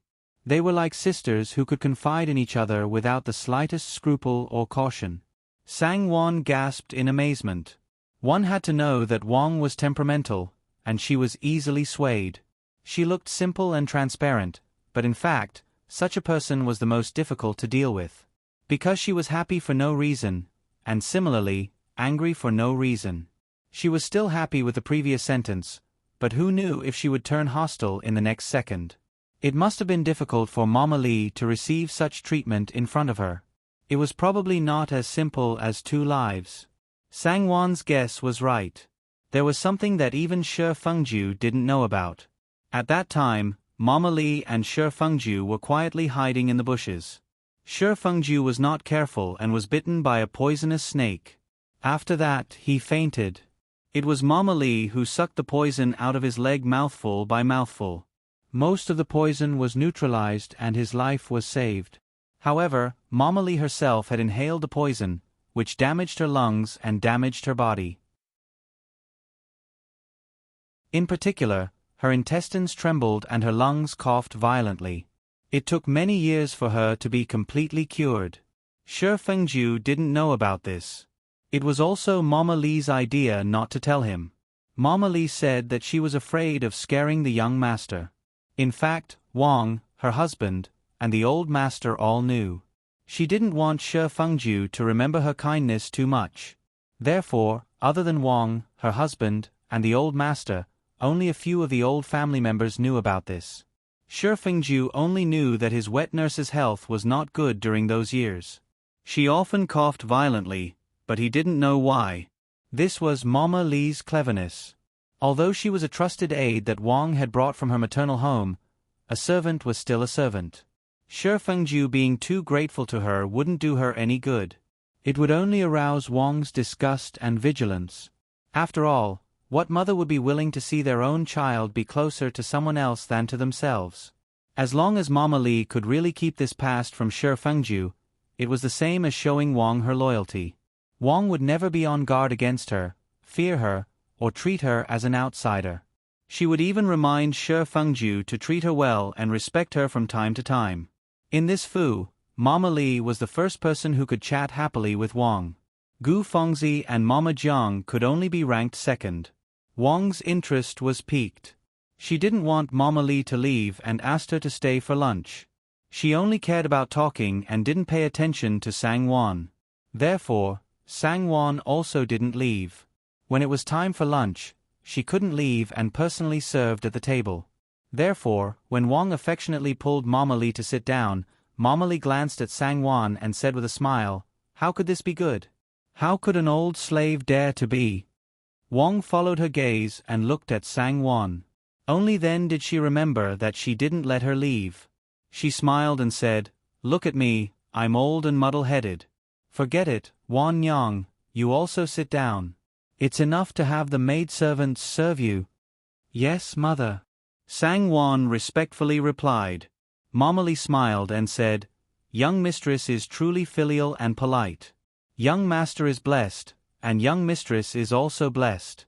It must be said that the old master's eyesight is really good. Isn't that so?" Wang couldn't help but smile and nodded, saying, "Wan Yong's temperament is really good. It's just that she's too polite. There's no need to pay attention to so much formality when living in one's own family." Mama Li glanced at Sangwon and smiled at Wang, saying, "Old slave just said that young mistress is blessed. It seems that old slave was wrong. It's young mistress who is blessed. Which family's mother-in-law is as tolerant and magnanimous as young mistress and loves her daughter-in-law?" When everyone heard this, they all laughed. Thus, they all sat down to eat together affectionately. Sangwon was full of admiration. She was originally a bit worried that Mama Li would praise her in front of Wang. Mama Li often praised her in front of Shi Fengju, so it wouldn't be good if Wang was disgusted. Who would have thought that Mama Li was simply a shrewd person? When she spoke, she didn't bat an eyelid and didn't leave a trace, but it made people unconsciously listen to her. After eating lunch, they sat for a while before Mama Li and Sangwon left together. Wang couldn't help but remind Sangwon again to treat Mama Li well and not to neglect her. Sangwon respectfully agreed to each one. As soon as Sangwon and Mama Li left, Gu Fengzi entered the main courtyard. She was carrying a plate of bright yellow loquats in her hands, smiling as she walked in. This was the fresh fruit that had just been offered by the farmstead. Wang saw that the color was bright and lovely, and smelled a faint fragrance that entered her nose. She couldn't help but taste too. The flesh was delicious and juicy, and it was very sweet in the mouth. Wang smiled and praised, "Not bad." Then she said to Gu Fengzi, "Did you send some to Ning Garden? This year's loquats are quite sweet and not sour at all. I think Mama Li also likes them. Send some more." Gu Fengzi smiled and agreed. "The farmstead just sent some. I picked a plate for you to try first, and then I'll have people distribute them one by one." She smiled intentionally and said, "When I came over just now, I saw Mama Li and cousin-in-law from afar. Did they go back from Aunt's place?" Wang smiled comfortably. "That's right. Mama Li returned to Ning Garden yesterday and specially came to pay her respects today. I asked her to stay to talk for a while, and then I asked them to stay to eat." Gu Fengzi clapped her hands and said with a smile, "If I knew they were here, I would have sent them over a moment earlier. If I didn't do it at this time, it would seem like I was deliberately avoiding them." "Nonsense." Wang laughed and scolded, "You little hussy, you're becoming more and more narrow-minded. Mama Li isn't that kind of person." "Of course Mama Li isn't," Gu Fengzi hurriedly said with a smile, "but cousin-in-law is a new daughter-in-law, and I'm the one in charge of the household. Good child, don't worry." Wang saw her careful and worried expression and couldn't help but hold her hand. She gently comforted, "Aunt is here. Aunt understands. I just know that you love me the most, Aunt." Gu Fengzi revealed a comfortable smile and hurriedly said, "Actually, I'm thinking too much. With cousin-in-law's good temper and magnanimity, how could she think this way? You know that Mama Li's temper has always been a bit strange. I saw cousin-in-law walking with her so intimately. Even cousin-in-law treats Mama Li so well, so she naturally treats me well too." Wang heard this and frowned slightly. A faint shadow floated in her heart for no reason, but she scolded Gu Fengzi with a smile, "Don't talk nonsense.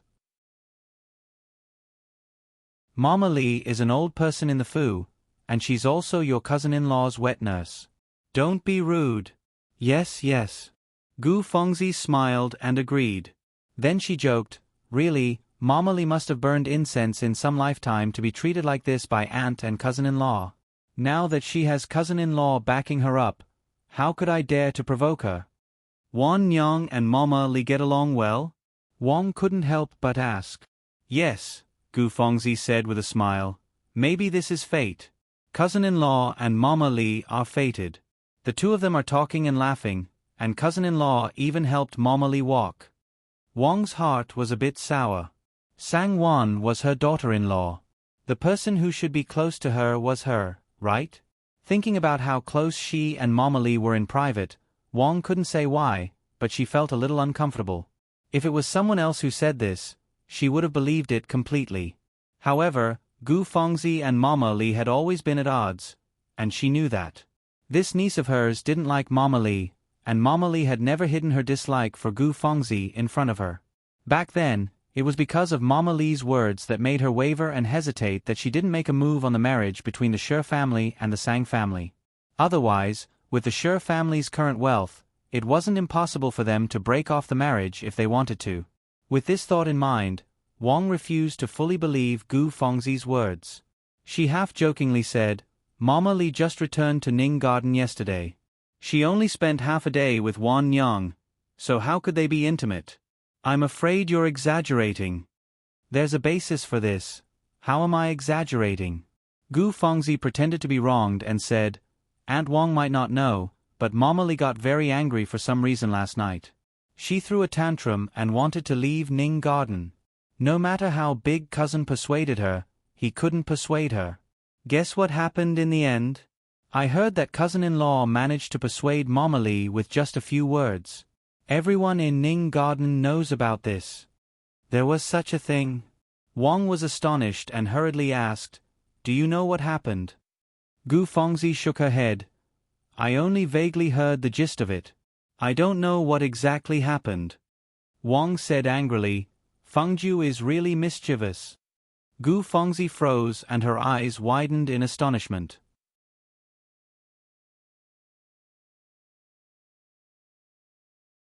Chapter 32. Only to hear Wang continue, he's already an adult, yet he still doesn't know his place. Needless to say, he must have done something he shouldn't have done to make Mama Li angry. To think that Mama Li doted on him and took care of him since he was young. This thing, just wait until he comes back and see if I don't teach him a lesson. Luckily, Wan Nyang was there to persuade him. Otherwise, how could our Shi family face Mama Li? Later, go and find out for me what exactly happened. The last sentence was directed at Nanny Jiang. Gu Fengzi opened her mouth but remained silent for a long time. Never in her wildest dreams would she have thought that Wang's thoughts were not on the same page as hers. Why was it that things did not develop as she had imagined? Gu Fengzi did not expect that when Wang heard that Shi Fengju had quarreled with Mama Li and angered Mama Li to the point that she wanted to leave, she was both annoyed and secretly happy. It could be seen that Shi Fengju was her son and was the closest to her. He had never dared to anger her like that. The unhappiness that had been stirred up just now naturally disappeared like smoke in thin air. Not only did she not blame Sang Wan, but she also secretly felt lucky. If not for Sang Wan speaking up for her, how could everyone face Mama Li when she left? Since Sang Wan spoke up for Mama Li, it was inevitable that Mama Li would be closer to her. Gu Fengzi had been laying the groundwork for a long time just to kill two birds with one stone. She wanted Mama Li and Sang Wan to make Wang look bad. However, she did not want to go too far and wasted her efforts. She could not help but feel bored.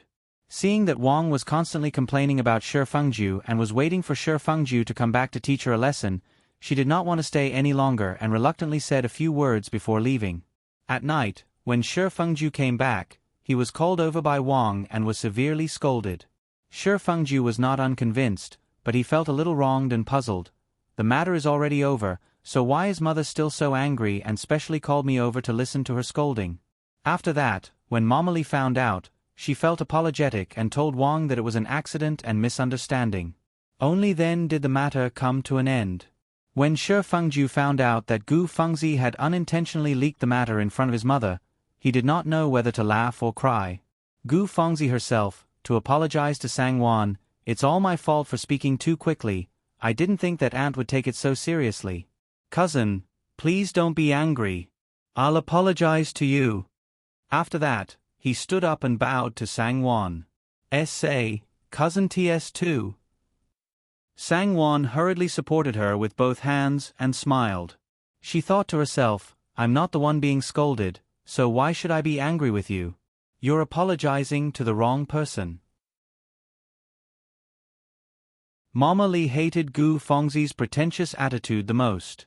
She glanced at her and said with a fake smile, Young mistress is right, Miss Gu is indeed too polite. It's too rare to be so polite. The Shi family's matters have nothing to do with Miss Gu, so Miss Gu shouldn't be apologizing. Gu Fengzi's eyes swept across the maidservants who were waiting by the side and her face turned red. She forced a smile and said, In the end, it's all my fault for speaking too quickly. That's not right. Mama Lee smiled. It's not that this old lady wants to take advantage of her seniority, but which unmarried lady does nothing but talk all day long? Miss Gu, please listen to old slave's advice. You can't have this habit. In the future, it will be troublesome to arrange a marriage, so you should change it. Gu Fengzi could not help but be angry. What all day long, what everywhere, was she so free? How could she talk like that? She sneered and said, So Nanny also knows that you're taking advantage of your seniority. I thought Nanny didn't know. When I'm talking to my cousin-in-law, Nanny probably doesn't have the right to interrupt. Mama Lee was not angry when she heard it. She flicked her sleeves and smiled confidently. You need to have the right to take advantage of your seniority. It's not that old slave is boasting, but that old slave also has the right to interrupt in front of old mistress. Miss Gu, you're thinking too much. Hee, old slave naturally can't be compared to Miss Gu. Miss Gu has worked hard for our Shi family, and everyone can see what you've done. In the future, when Miss Gu is old, you'll have more right to take advantage of your seniority than old slave. Gu Fengzi felt her blood rushing to her head, and her head was dizzy. The anger in her chest was enough to kill Mama Lee several times over. But what could she say? Mama Lee admitted that she was taking advantage of her seniority and had the right to interrupt. What could she do? Should she really pull her to Wang to interrupt, or should she call a few strong women in to beat her up to vent her anger? In this household, there was no one who dared to do so, not even Wang. Because Mama Lee's husband and son died to save the Shi family's young master, if the Shi family did not treat her well, it would be seen as unkind in the eyes of outsiders, but in the eyes of the servants, it would be seen as ungrateful. Gu Fengzi's body trembled slightly, and her lips trembled, but she could not say a word. Sangwon saw that things were going to go south, and she knew that she could not continue watching. Otherwise, Gu Fengzi would be embarrassed and cry, and it would appear that she and Mama Lee were bullying her. Thus, she quickly smiled and said, Nanny, you've misunderstood cousin. Cousin is straightforward and did not mean it that way. Nanny, you must have heard wrongly. Your old mistress's maid and young master's nanny. Who in this household doesn't know and respect you? Cousin definitely did not mean it that way. Gu Fengzi suppressed the anger in her heart and quickly smiled. Fengzi doesn't know how to speak, so I can't blame Nanny for being angry. Fengzi will apologize to Nanny. Gu Fengzi crumpled the handkerchief in her hand into a ball and thought to herself, Just you wait. When she marries into the family in the future, she'll see how she will deal with this arrogant old thing. Mama Lee rolled her eyes and explained, Miss Fengzi is wrong again. Angry? This old woman doesn't have such a temper to get angry at the slightest thing. She then smiled warmly at Sangwon. Since young mistress has said so, it would be old slave's fault if this old slave continues to be so calculative. Young mistress is right. Miss Fengzi is indeed straightforward and straightforward. No matter how one listened, those words were filled with ridicule. The one who would get angry at the slightest thing was Gu Fengzi. She was the only one who loved to throw tantrums in front of Shi Fengju, which made Mama Lee extremely angry. Gu Fengzi's heart was sick, so when she heard those words, she became even more embarrassed. However, she did not dare to open her mouth again and pretended not to have heard anything. Mama Lee did not like her, so whatever she said would always be wrong. Mama Lee rarely saw her suffer, so she immediately became high-spirited and praised Sangwon even more in front of her. She then smiled and said, I think it's not good for a young lady to be too straightforward. Which mother-in-law would like a firecracker as her daughter-in-law? A young lady should be softer when speaking, so that others will love her more. It'll also make others feel comfortable. It's not that this old woman wants to flaunt her seniority, but Miss Fengzi should learn more from young mistress. A scholarly family is indeed a scholarly family. The anger that Gu Fengzi had just suppressed surged up again. When she heard those words, she sneered and said, "Mama is right, Cousin Fengzi's personality is good and her mouth is sweet. How can people not like her? That's not the best. Young mistress has nothing to say about serving her mother-in-law and her husband." Nanny Li raised her head with a little bit of pride. For a long time, what she couldn't stand the most was Gu Fengzi wantonly causing trouble and ordering Shi Fengju to do this and that. Not only did she hear it from others, but she had also seen it with her own eyes. She had seen Gu Fengzi order Shi Fengju to climb up the plum blossom tree to pick a flower hairpin for her. She had also seen Shi Fengju personally go back to the room to get tea when she was thirsty while strolling in the garden. She had also seen Shi Fengju squat down to help her wipe the mud off her embroidered shoes. She really felt stifled every time she saw it. Now that she saw Sang Wan's gentle behavior and how well she served Shi Fengju, the more she compared the two, the more she looked down on Gu Fengzi. Mama Li's words hit Gu Fengzi's Achilles heel. It made Gu Fengzi even angrier than before. Not only was she angry, but she also felt sullen. Not only was she sullen, but she also felt sad. Serving her mother-in-law and serving her husband should have been her duty. When did it become Sang Wan's turn? Sang Wan had the urge to facepalm. Mama Li was indeed the most powerful person in the family. When she spoke, it was like a knife. She didn't give Gu Fengzi any face. She didn't care if she could stand it or not. She wasn't afraid that Shi Fengju or Wang would be unhappy. That was what she did. Look at what Mama said. Isn't that what I should do? As a daughter-in-law, I should do this. Sang Wan smiled. Speaking of which, she didn't care about Mama Li and Gu Fengzi's quarrel. However, she couldn't ignore it in front of her. Gu Fengzi wanted to stir up trouble for no reason. With this reason, who knew what kind of good things she would say in front of Shi Fengju? That's right, that's right. Mama Li nodded repeatedly and said with a smile, "Young mistress, you're the legitimate eldest daughter-in-law of the Shi family. Shouldn't you serve your mother-in-law and husband?" It's the old slave who said something stupid. After she finished speaking, she raised her eyebrows and looked at Gu Fengzi. What she meant was, "You're an outsider. I used to complain that you didn't take good care of young master. Instead, I wanted young master to take care of you. It's my fault." Gu Fengzi understood Mama Li's meaning. She was so angry that she almost suffered internal injuries. "Mama, aren't you tired after talking for half a day? Quickly sit down and drink the tea." Sang Wan chuckled.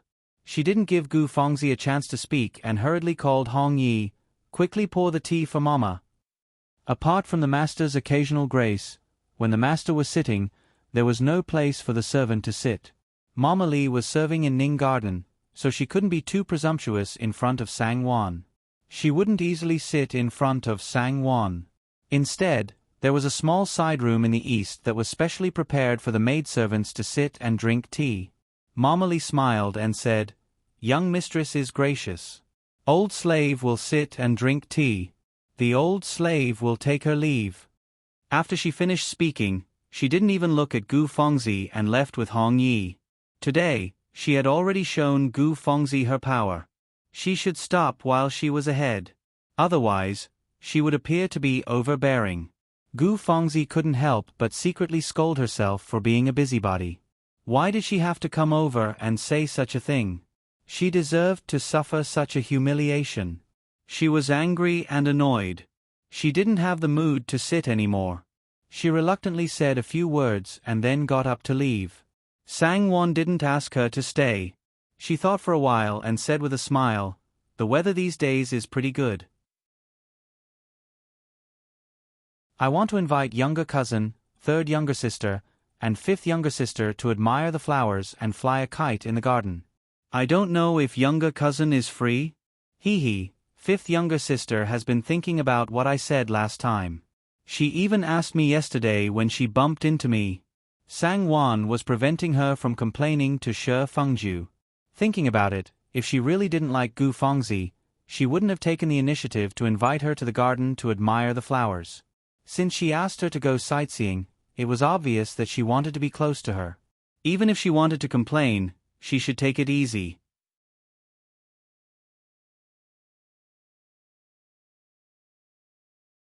Chapter 33. Even if she did say something, it would be greatly discounted. Gu Fengzi was not someone who had lived a lifetime and was not as careful as Sang Wan. She did not think too much about it and nodded with a smile before hurriedly leaving. When Mama Li heard that Gu Fengzi had left, she came out from the east room and sighed, "Young mistress, you are such a kind person. Our Miss Biao is really amazing. You." She shook her head and sighed. Sang Wan knew this as well, but Mama Li could say whatever she wanted, but she could not. She smiled and said, "Mama, you are thinking too much. Since we are relatives, I will only treat her with respect." Mama Li then said, "That's not bad. Only some people don't know the word respect, and only know the word unreasonable. Young mistress, you are young master's official wife. You have to let everyone remember this." How could it be easy to let everyone remember this from the bottom of their hearts? Sang Wan felt a warmth in her heart when she heard this and nodded with a smile. In the blink of an eye, it was the day after tomorrow. Watching the sun gradually rise and brighten up the sky, Sang Wan ordered the servants to set up a long couch, a table and chairs under the big locust tree in the wood incense nursery. A small screen embroidered with flowers was placed around it and a red carpet was laid out on the floor. Various desserts and candied fruits were prepared and a small yellow clay stove was set on the side to boil water and brew tea. Everything was prepared neatly. Sang Wan brought her cousins and sisters-in-law to have fun. Thinking of second young mistress, she did not want to leave her out. Sang Wan then ordered the servants to inform second young mistress and see if she would come. Who would have thought that second young mistress would agree immediately and come with her maids, Su Qing and Su Bai. When second Shi family's young mistress arrived, Sang Wan, Gu Fengzi, Shi Lian, and Shi Rue were already there. Sang Wan and Gu Fengzi were sitting and chatting while drinking tea. Shi Lian was admiring the blooming peonies in front of her. She was wearing a bright pink satin embroidered dress, which made her look more beautiful than the flowers. Shi Rue was flying a kite on the grass with the maids. From time to time, she would run back and forth, laughing and joking with the maids. Her laughter, which was as clear as silver bells, drifted in the wind and was very pleasant to the ears. "I'm here. You guys sure are lively." Second young mistress of the Shi family walked over with a smile and gently waved the fan in her hand. "Sister-in-law, cousin." "Second sister-in-law." "Second cousin-in-law." Sang Wan and Gu Fengzi smiled and stood up to greet them. Sang Wan was the host, and Gu Fengzi was the junior, so both of them stood up. After exchanging pleasantries, they sat down again and a maid had already served them tea. Logically speaking, I should have paid my respects to sister-in-law earlier. Who would have thought that I would gain some benefits from sister-in-law first? Second Shi family's young mistress took a sip of tea and smiled. She had an oval face, limpid eyes, delicate features, and fair skin. She smiled before she spoke, and when she opened her mouth, her cheeks revealed shallow dimples. Her curved eyebrows revealed gentleness and generosity. She looked like a virtuous and delicate lady. "Sister-in-law, you're too polite. We're a family, so there's no need to draw such a clear line." Sang Wan pursed her lips and smiled. Gu Fengzi looked at the both of them and smiled. "My two cousin-in-laws are both dignified, gentle, and generous. I was just thinking that the two of you must have a similar temperament." "Sure enough, you two hit it off right away." Sang Wan and second Shi family's young mistress looked at each other and smiled. "Cousin sure knows how to talk." Although Gu Fengzi was smiling, she actually looked down on second Shi family's young mistress in her heart. She even felt that she was pitiful for marrying such an unreliable husband. She was destined to be unable to raise her head in this lifetime. This was also because she did not have the ability. If it was her, Gu Fengzi, so what if he had someone else in his heart? She would just try to snatch him away. However, she did not have the ability to do so. She deserved to be a widow in the household and suffer her mother-in-law's anger. Sang Wan and her hit it off right away. They were in the same boat after all. I won't disturb my 2 cousin-in-laws. I'll go fly a kite with 5th cousin. Today is the best day to fly a kite. My cousin-in-law sure knows how to pick a day. Gu Fengzi looked down on Second She family's young mistress and despised Sang Wan even more. She simply stood up and did not want to be with them anymore. Sang Wan and Second She family's young mistress both smiled and agreed. They watched as Gu Fengzi left. That patch of Chinese roses is blooming beautifully. Eldest sister-in-law, let's not sit here. Shall we go take a walk? Not long after, Second She family's young mistress invited her with a smile. That would be great. Sang Wan smiled gently. She stood up and walked over while talking with Second She family's young mistress. With a look from Second She family's young mistress, the maidservants who wanted to follow her retreated. Sang Wan's heart skipped a beat for no reason. She thought that Second She family's young mistress had something to say to her in private. Although she was joking, her heart was on high alert. Unexpectedly, Second She family's young mistress was really just admiring the flowers. Other than giving pointers and talking about the beauty in front of her, she did not have anything else to say. Moreover, she was very good at this.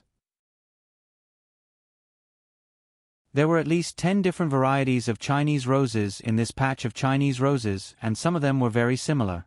Second She family's young mistress casually mentioned which one was blooming well, which one should not be planted in this way, which one should not be pruned, which one should not be pruned, which one should not be pruned, which one should not be pruned, which one should not be pruned, which one should not be pruned, and which one would look better next to another. Sang Wan's eyes were opened and she was amazed. Sister-in-law, you are really smart and pure. Sister-in-law, you have learned something new. Sang Wan could not help but exclaim. Second She family's young mistress covered her mouth and giggled. Look at what sister-in-law is saying. What is this? It's just something I do to pass the time. Second She family's young mistress's eyes dimmed. That flash of loneliness did not escape Sang Wan's eyes. Sang Wan could not help but feel her heart soften. Both of them were so similar. They had no choice but to marry, and the husbands they married were madly in love with another woman. However, in Sang Wan's eyes, Second She family's young mistress was much luckier than her. Even though Second Young Master She eloped with that brothel girl, a brothel girl was still a brothel girl. Sooner or later, Second She family's young mistress would have to return home. Even though Second She family's young mistress was lonely now, there was still hope. What about her? Her husband's beloved woman was right in front of him. She had status and affection. Not to mention the future, she did not even dare to think about what would happen in a year's time. To be able to be so exquisite, you must have put your heart into it.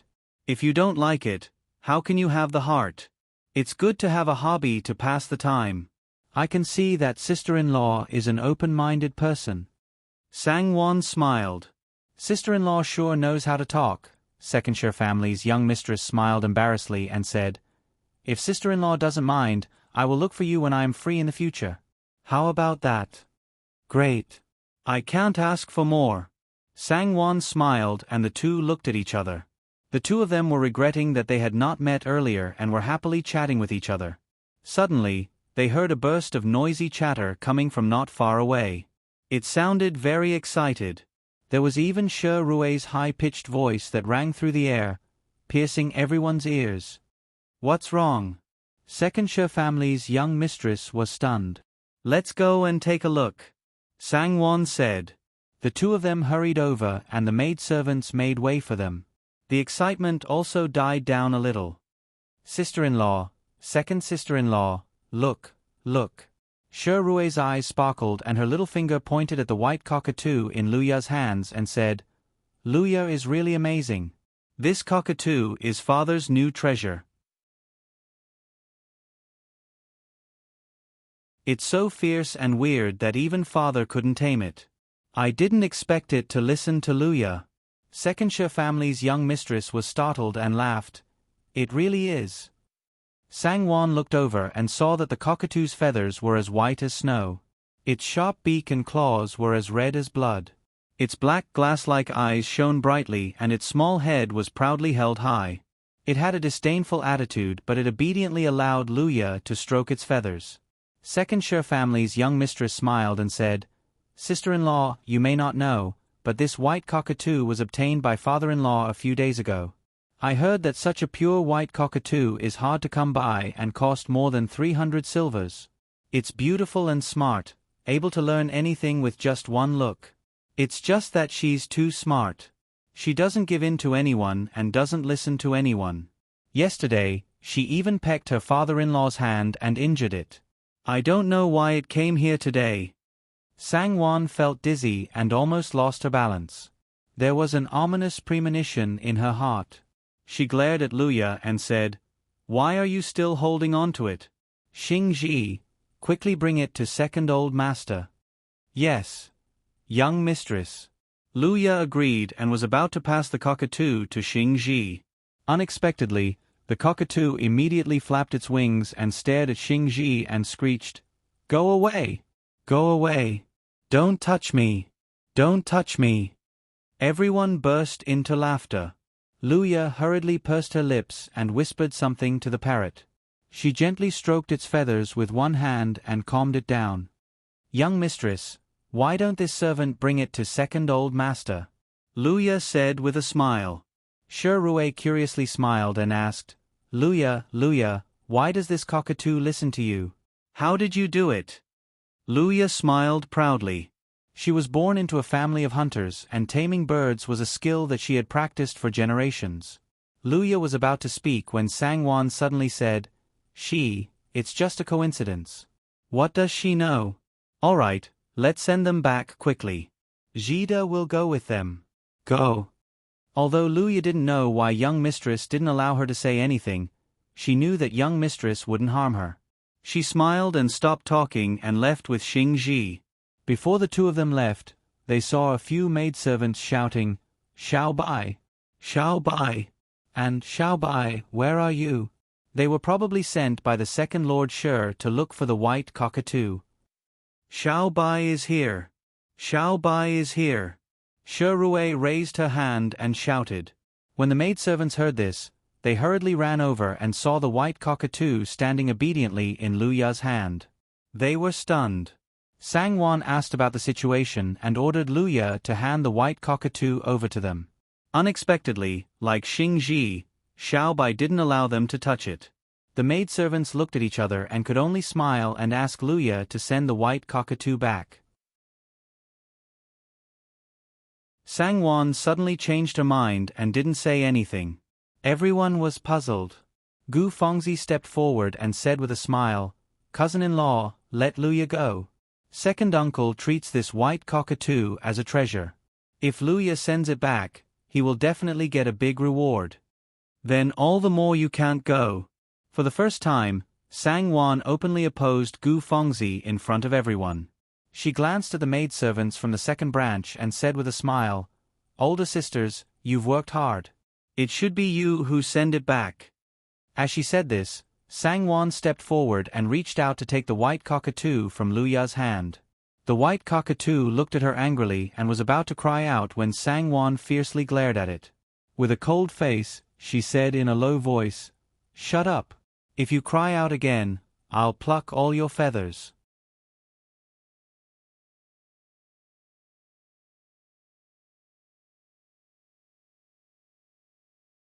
They hurriedly opened the curtain and came in. Shi Fengju waved his hand to signal them to leave. He laughed intermittently and said, "So, that's how it is. I said, you're really something. No wonder second uncle can't do anything to it. Second uncle can't bear to say that. Ha ha ha ha ha." Shi Fengju looked at Sangwon's quiet and gentle face.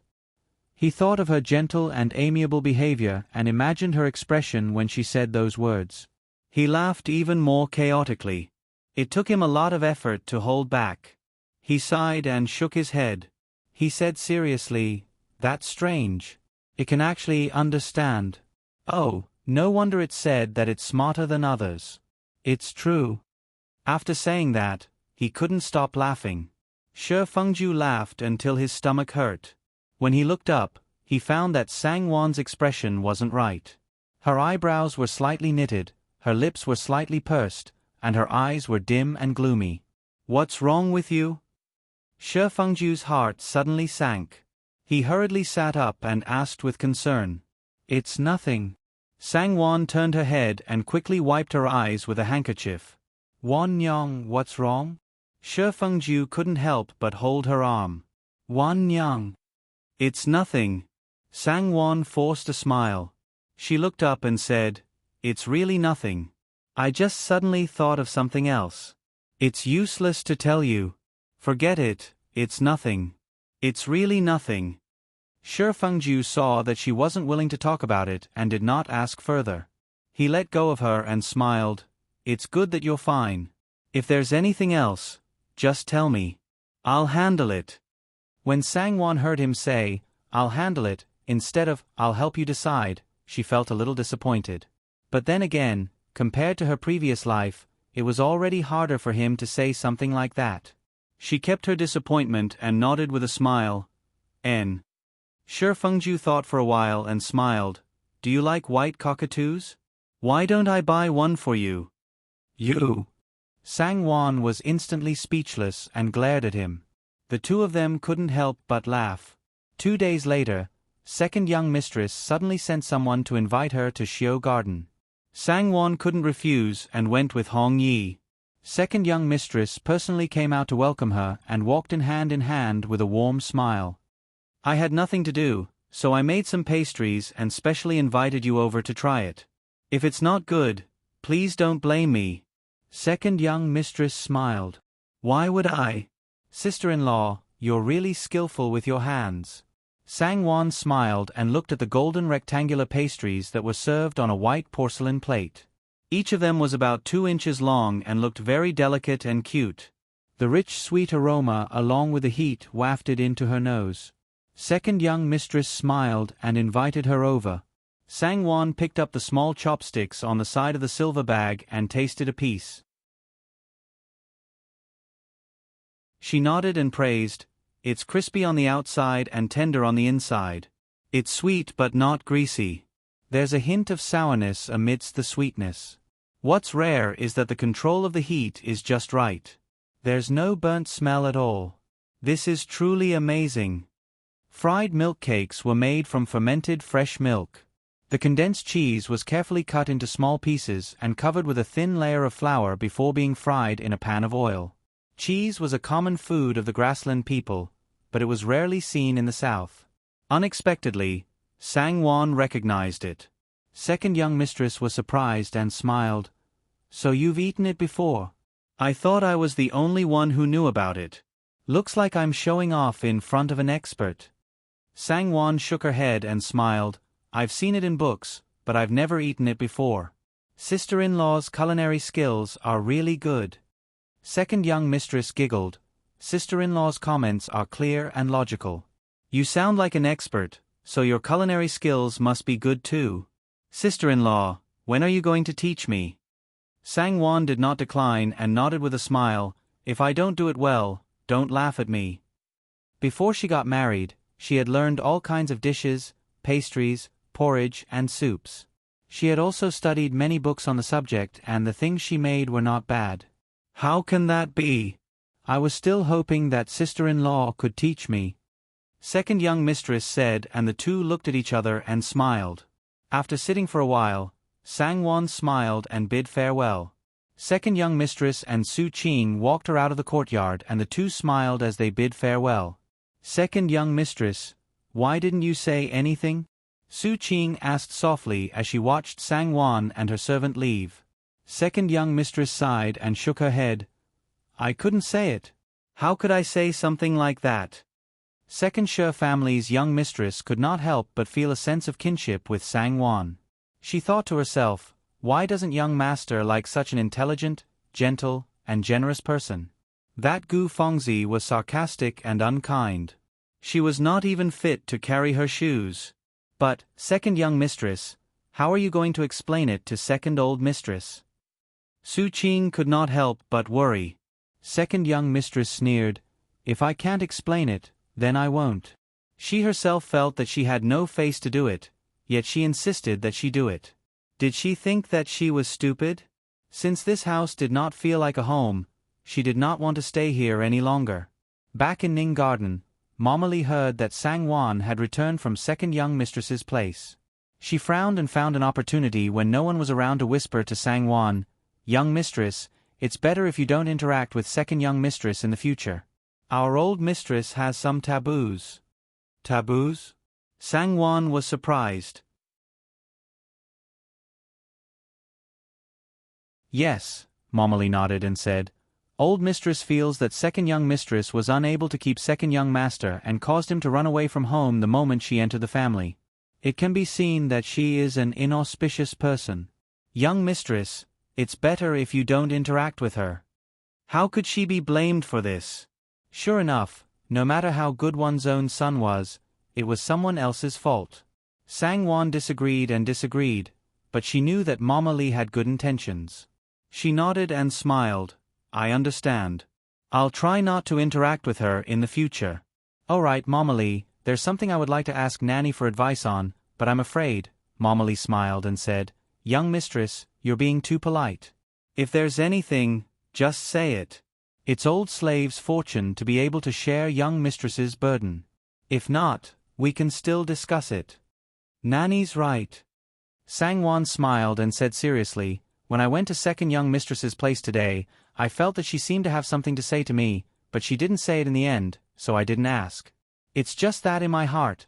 Before Sang Wan could finish speaking, Mama Li clapped her hands and said, I knew it. Second young mistress usually lives in seclusion and doesn't interact much with others. Why would she suddenly invite you over? It seems that there's something going on. Young mistress, don't be anxious. Old slave will send someone to ask around. Then I'll have to trouble Nanny. Sang Wan immediately relaxed. With Mama Li's status and age in the Fu, it was easy for her to ask around. Mama Li was indeed swift and decisive. That night, she brought news to Sang Wan. It's really hard to say. Mama Li's expression was ugly and angry. I don't know where second master heard that girl Luya knows how to tame that white cockatoo, so he asked second madam to ask young mistress to bring Luya over. He also said that he wouldn't treat Luya unfairly. For young mistress's sake, once she goes over, she'll be a concubine. Second madam didn't know how to ask, so she asked second young mistress to tell you. Today, second young mistress must have asked you to go over because of this. Presumably, she also didn't know how to ask, so she didn't say anything. When Sang Wan heard this, she felt as if she had fallen into an ice cave and was soaked in cold. Finally, it still came. She still remembered that in her previous life, second Lord Shi was drunk in the garden. Luya happened to pass by and he forcefully pulled Luya away. After that, Luya couldn't stop crying, but what was done could not be undone. She had no choice but to leave her and go to second Lord Shi's side. However, second Lord Shi was only interested in Luya on a whim. How could he have taken a liking to her? As an uncle, forcefully pulling his niece-in-law's maidservant away was not something to be proud of. Second old Mistress Shi couldn't take it anymore and poured dirty water on Luya, saying that she was a shameless vixen who seduced her master. She even blamed Sang Wan for not properly disciplining her own maidservant. Because of this, Sang Wan was severely punished by her mother-in-law, Wang. She was punished to kneel for an entire night and grounded for 3 months.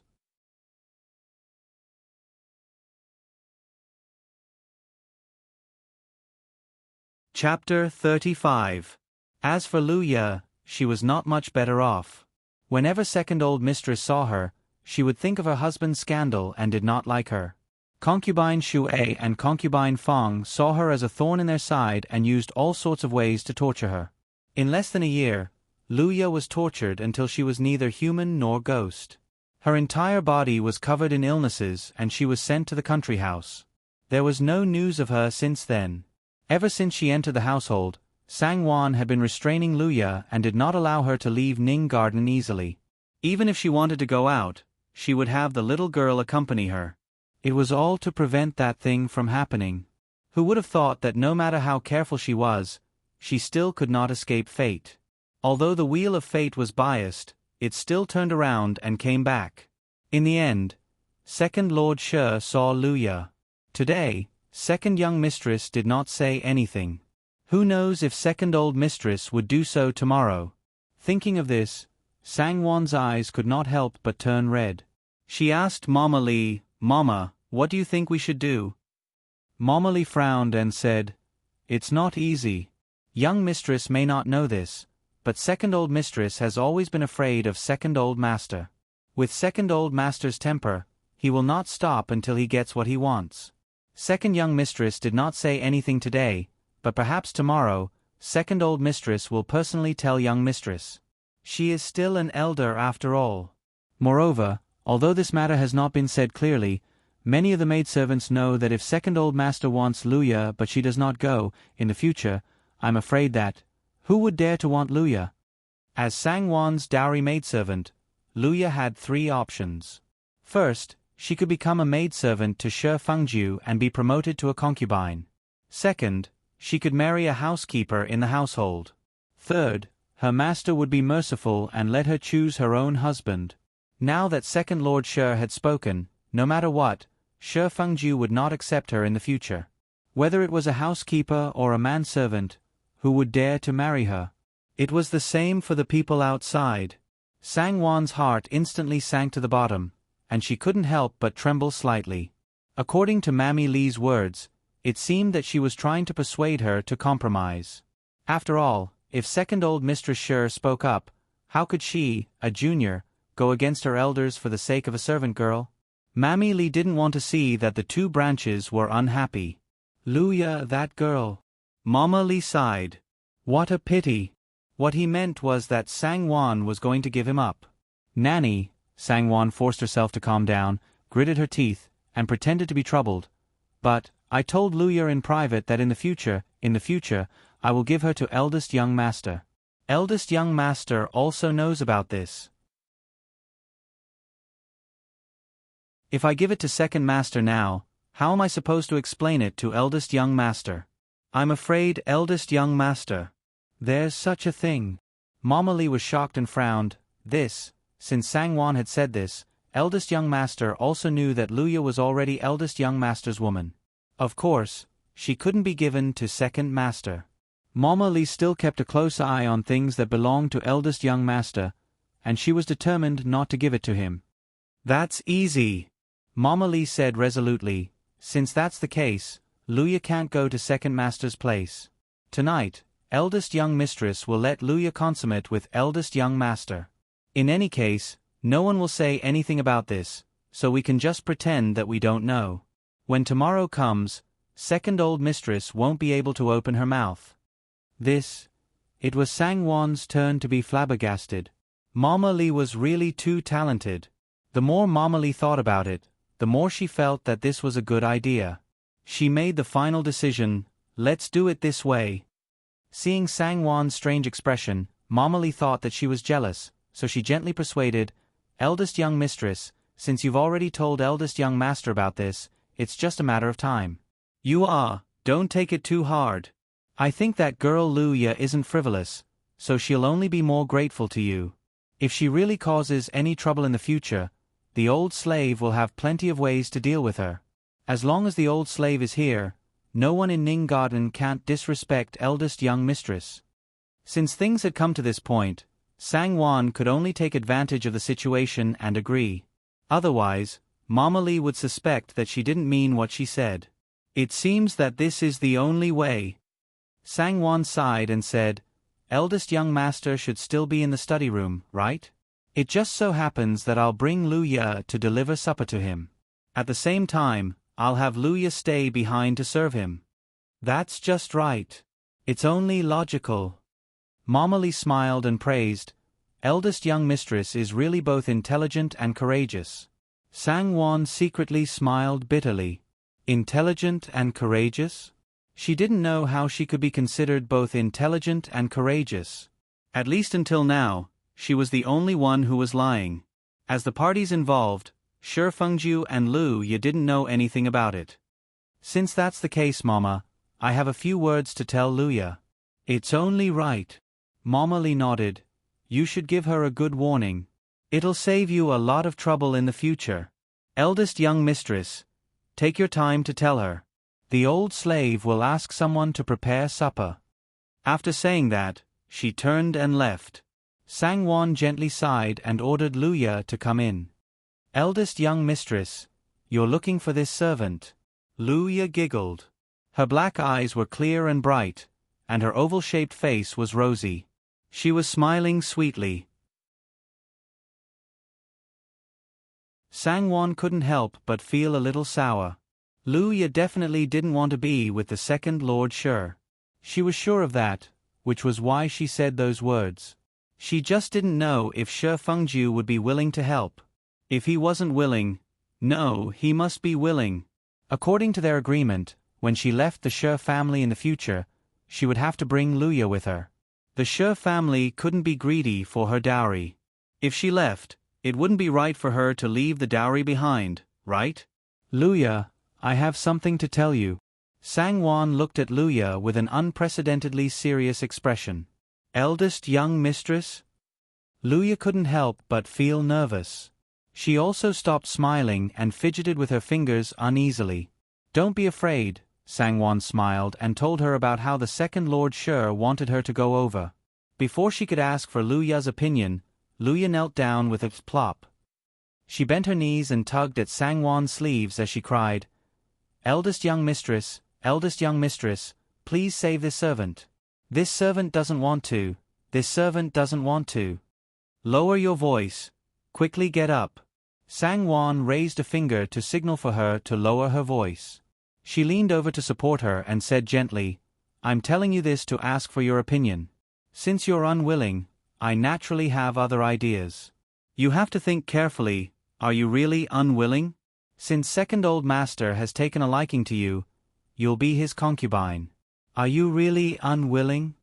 I'm not willing, I'm not willing. Lu Ye desperately shook her head and said quickly, Second old master already has 2 concubines and 3 tongfang.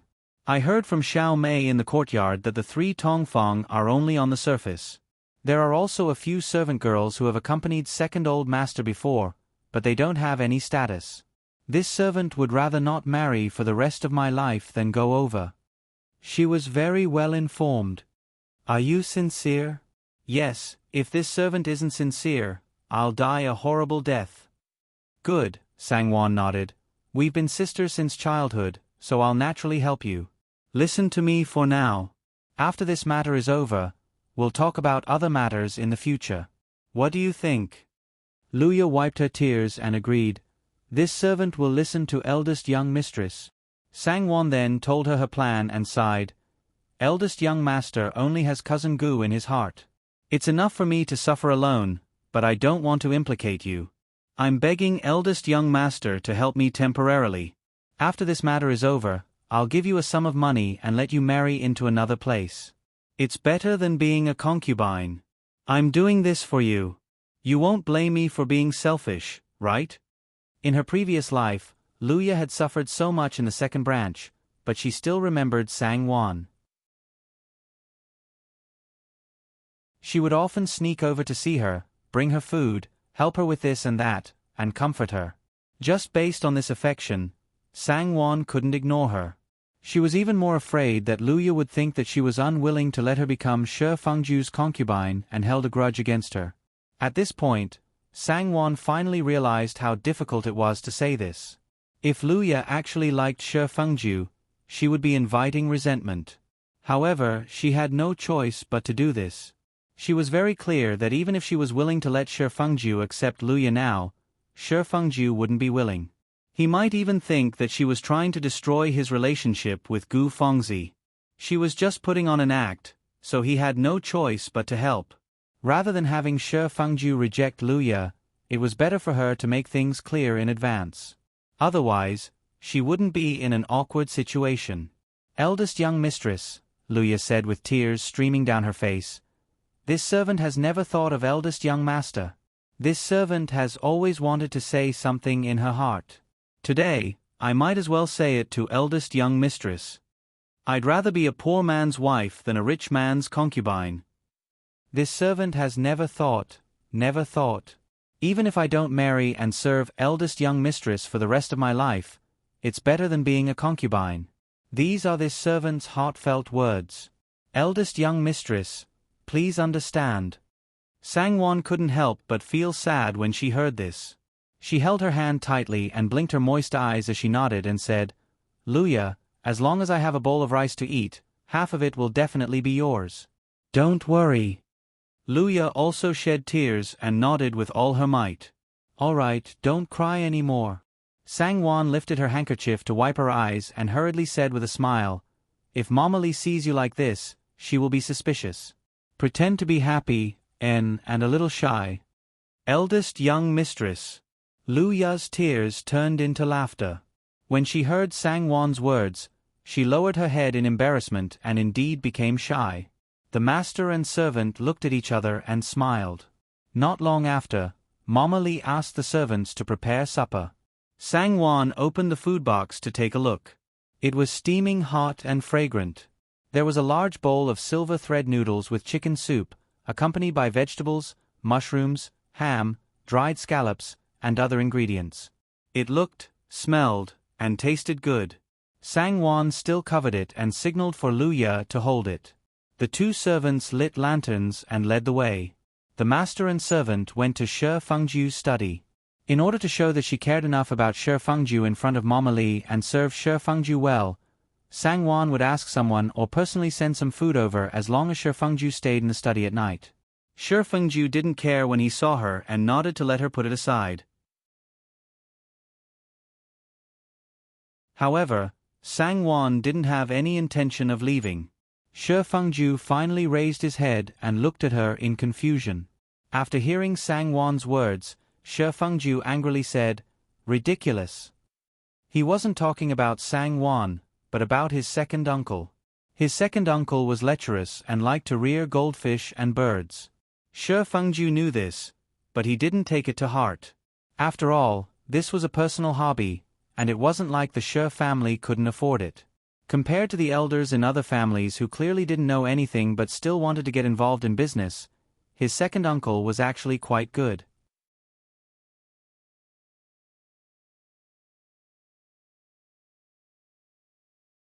Chapter 36. He had never interfered in business matters. He had never objected to the money that was given to the second branch every year.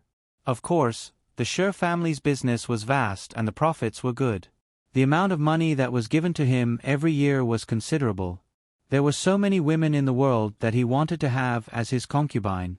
Yet, he had set his sights on his wife's dowry maid. You are also absurd, Shi Fengju said to Sangwon. If she wasn't absurd, she wouldn't have come up with such a rotten idea. Sangwon had already thought it through before coming here. She had already made up her mind and did not back down. She raised her head and looked straight into Shi Fengju's eyes. Young master, Luya is my dowry maid. She will leave the Shi family with me in the future. She is the only one by my side that I can use. Young master, please fulfill my wish. Besides, she is not willing to follow second old master. Shi Fengju was at a loss for words. That's right, they had an agreement. Luya was her person. When she left in the future, she would naturally take her dowry maid with her. The matter between us, Luya, Sangwon shook her head. Don't worry, she doesn't know. Don't worry, it's just an act. She won't have any ideas. When we leave the Shi family in the future, no one will mention this matter again. Young master, please help me. Shi Fengju sighed. He was also absurd. He actually agreed to such an absurd matter. Shi Fengju suddenly felt that his wife seemed to have a side that he did not know. She was not as gentle and demure as she appeared to be. However, Shi Fengju was not in the mood to think about this at this moment. Sangwon called Luya in and ordered, "Stay here and wait on me." With that, she left. The two of them were left staring at each other. Seeing Luya standing there indifferently without any uneasiness, Shi Fengju suddenly felt that he couldn't find any words to describe it. He could only mock himself inwardly. This lass is really honest.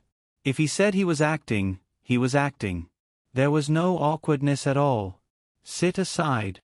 Shi Fengju waved his hand. Yes, eldest young master. Luya replied and went to sit on the side. The next day, when Luya came out of Shi Fengju's study, the news spread like a gust of wind. Everyone who should know already knew. Gu Fengzi's face was livid. The cold glare from behind made Sang Wan think of her. It didn't matter whether he thought of it or not. Let Shi Fengju have a headache. Sang Wan thought unkindly. This matter wasn't that big of a deal. Apart from those who were concerned about it, no one else expressed much interest. It was not a big deal that the eldest young master had taken his daughter-in-law's maidservant as his concubine. For example, Wang was not even interested in asking about it. The daughter-in-law was virtuous, and the son was 6. How could a mother not be happy? Second old Mistress Shi was secretly happy when she heard about it. Second old Mistress Shi was naturally unhappy when her husband dragged her into the house one by one. But as a married woman, she did not dare to say anything about it. Not only did she not dare to say anything, she even had to step forward to help her husband. It was obvious how sullen she felt.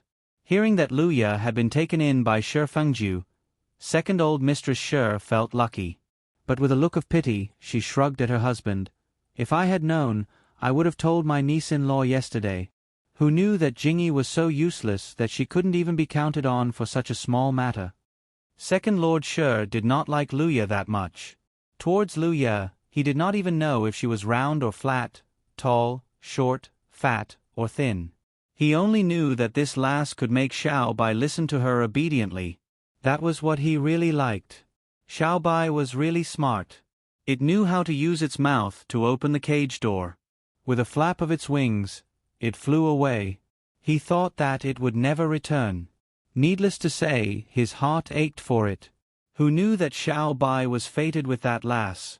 It actually took the initiative to fly into that lass's hands. If that lass was originally from the household, he could have just transferred her to Donghe Hall. It did not matter if he took her in as a concubine or not. But she was his niece-in-law's servant. There was no lack of servants in the household. If he wanted to take her in, he would need a good reason. The best excuse would be that he had taken a liking to her and wanted to take her in. With that being said, his niece-in-law would not be able to reject him. But who knew that Fengju had taken that lass in last night? Although Second Lord Shi felt a little regretful, he could only let it go. He sighed and grumbled that second old Mistress Shi was unreliable, before letting the matter go. Second old Mistress Shi listened obediently. She was humble and virtuous, but in her heart, she was rolling her eyes. Who's the unreliable one here? Reaching your hands into your nephew's room, aren't you afraid of others talking about it? Who knew that concubine Shui would feel unwell again? Concubine Shui had been fighting with concubine Fong for many years, and in recent years, she was obviously at a disadvantage.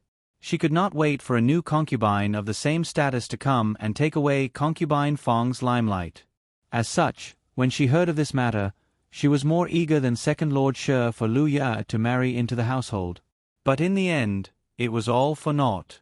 Concubine Shui was disheartened and deliberately wanted to stir up trouble. She rolled her eyes and spoke to second old Mistress Shi. This concubine feels that something is amiss. Old mistress, think about it.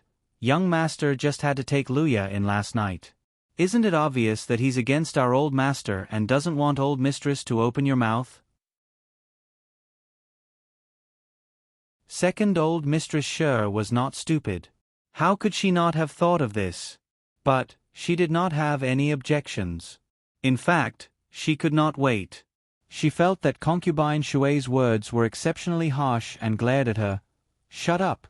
Don't try to sow discord. Luya is young mistress's servant. Young mistress can have young master take her in whenever she wants. Who are you to interfere? What do you mean by targeting old master? Why don't you want me to open my mouth? Second young mistress has never mentioned this to young mistress, but which one of you spoke out of turn? Second old mistress Shi stared at concubine Shui suspiciously. No, no. This concubine definitely did not. Concubine Shui panicked and shook her hands. If she spoke out of turn in front of young mistress and caused young mistress to be on guard and spoil old master's plans, when old master and old mistress look into it, wouldn't it become her responsibility? Oh. Second old mistress Shi glared at her. If it's not you, then why do you say that? It's obvious that even if it's not you, you must know. Speak, who was the one who leaked the news? This concubine doesn't know. This concubine doesn't know. Concubine Shui cursed her bad luck and swore to the heavens. If she knew that it would bring trouble, she would not have opened her mouth even if she was beaten to death. Second old mistress Shi sneered in her heart. A mere concubine like you dares to sow discord in front of me? How dare you? She taught her a harsh lesson before letting her go. Concubine Shui left second old mistress Shi's place like a defeated rooster and coincidentally bumped into concubine Fong at the corridor. Seeing the mocking smile on concubine Fong's face, concubine Shui was so angry that she felt dizzy. Stomping her feet, she turned around and repeated the same words in front of second Lord Shi. Second Lord Shi did not think much of it at first, but after hearing concubine Shui's words, he could not help but feel a little uncomfortable. Furthermore, with concubine Shui adding fuel to the fire, second Lord Shi could not hold it in any longer and complained to second old mistress Shi. When second old mistress Shi heard this, she knew that it was concubine Shui who spoke out of turn. Her heart was filled with hatred, but she did not dare to offend her husband. Smiling, she said, to put it bluntly, didn't old master just want to ask how that lass managed to tame Xiaobai? Isn't that easy? I'll ask my niece-in-law to bring that lass over and ask her. I'll remember it and tell old master about it later. How about it? Second Lord Shi's eyes lit up. Not bad. Since it was inconvenient for him to talk to his nephew's concubine, wouldn't it be the same if he asked a woman? Then it's settled? Second old mistress Shi saw that her husband was moved and immediately said happily. You won't be able to remember it with that memory of yours. Invite her over and have serve her. Second Lord Shi glanced at her and said. Was second Lord Shi's new favorite bed warmer. Yes, old master. Second old mistress Shi agreed unhappily. She hated concubine Shui to the core and found an excuse to punish her after the incident. Second old mistress Shi knew how obsessed her husband was with his fishes and birds. She did not dare to delay and sent one of her trusted servants to invite Sang Wan for a gathering in less than 2 days. She also hinted at the purpose of inviting her over. Sang Wan did not know whether to laugh or cry. She thought to herself, no wonder second Lord Shi is so troublesome. With the full support of the 5 good mistresses, what else does he have to worry about? Sang Wan knew that Lu Ye was well versed in this field and indeed had a unique skill. She explained it to her in detail and instructed her to teach her diligently so that there would be no end to it in the future. Lu Ye was surprised and a little proud. Who would have thought that there would be a day when she would be able to teach someone else? She nodded her head repeatedly in agreement. The front yard of Donghe Hall's living quarters was exceptionally spacious. There were walkways on both sides of the yard and a limestone road in the middle that led straight into the hall. On both sides of the road, along the steps, there were 4 large vats that were half the height of a person placed at an equal distance. The vats contained the famous goldfish that second Lord Shi had carefully nurtured for decades. Every one of the vats was different and had a variety of colors and shapes, dazzling anyone who looked at them. Sang Wan did not know what they were called.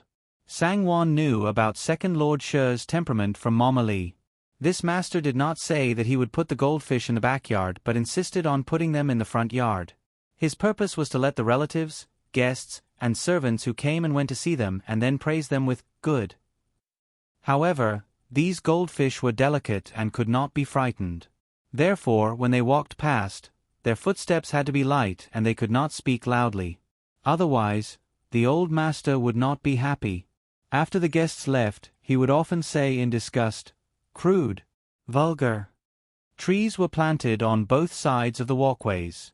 Of course, there were all kinds of large and small bird cages hanging on the trees. The birds that jumped up and down and chirped in the bird cages were Second Lord Sher's birds. There were thrushes, myna, orioles, parrots, and phoenixes. Their feathers were bright and their cries were sweet.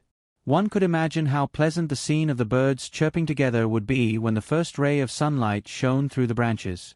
Sangwon and Luya walked along the middle path and followed behind the servant who was leading the way. The pair of master and servant kept their heads down and did not even take a second look at the beautiful goldfish and delicate birds that passed by them, let alone ask about them or exclaim in admiration.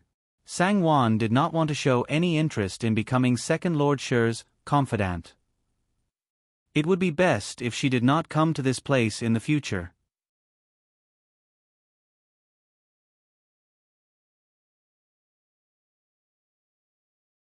Chapter 37. Second Old Mistress Sher did not make things difficult for her. After exchanging some pleasantries, they quickly got to the main topic. Sangwon did not hide anything either and ordered Luya to teach Ro-er seriously. Intentionally or unintentionally, she smiled at Second Old Mistress Sher and said, "This lass has a good memory." Coincidentally, her previous owner also raised a white cockatoo. She actually learned a little from serving it. Who knew that she would have to use it today? Luya only came to the Sang family when she was 10 years old. She did have a previous owner, and she was not a local. Sangwon's half-truths and half-lies were not something that Second Old Mistress Sher would mind. Sangwon only meant one thing. Luya only knows how to do this, and nothing else. Don't think of her as an all-rounder. Even this, she relied on her memory. If she broke it, don't blame her. By right, the matter should have ended here. Sangwon could be at ease, and Luya would not have to relive the tragic fate of her previous life. The master and servant duo managed to escape unscathed. However, Ro-er was indeed clever and obedient. She also had some talent. After being taught by Luya, she actually managed to tame the arrogant and troublesome little white. Second Lord Sher was overjoyed and doted on Ro-er even more. By right, this shouldn't have affected Luya, but wasn't there a saying that an enemy's enemy is a friend? Similarly, an enemy's friend is an enemy. Once Ro-er was doted on, she overshadowed the other Tongfang maidservant, Choju, who was originally on par with her. Choju was originally concubine Fong's personal maidservant. The two of them coaxed Second Lord Sher well. When the master was doted on, the maidservant's pride would naturally rise as well. Concubine Fong's status was higher than Ro-er's, so she did not mind Ro-er being in the limelight. However, Choju was unhappy and tried to cause trouble for Ro-er out of jealousy. Since Ro-er was in the limelight, how could she let her do as she pleased? After complaining about her grievances, Choju was the one who got the blame instead. Choju was jealous, hateful, anxious, and angry. She didn't dare to cross the Second Lord Sher's bottom line and provoke Ro-er. She could only stab Ro-er in bed at night when she slept. Then, she transferred her anger to Luya. Today, she found an excuse to teach Luya a lesson and gave her 2 slaps.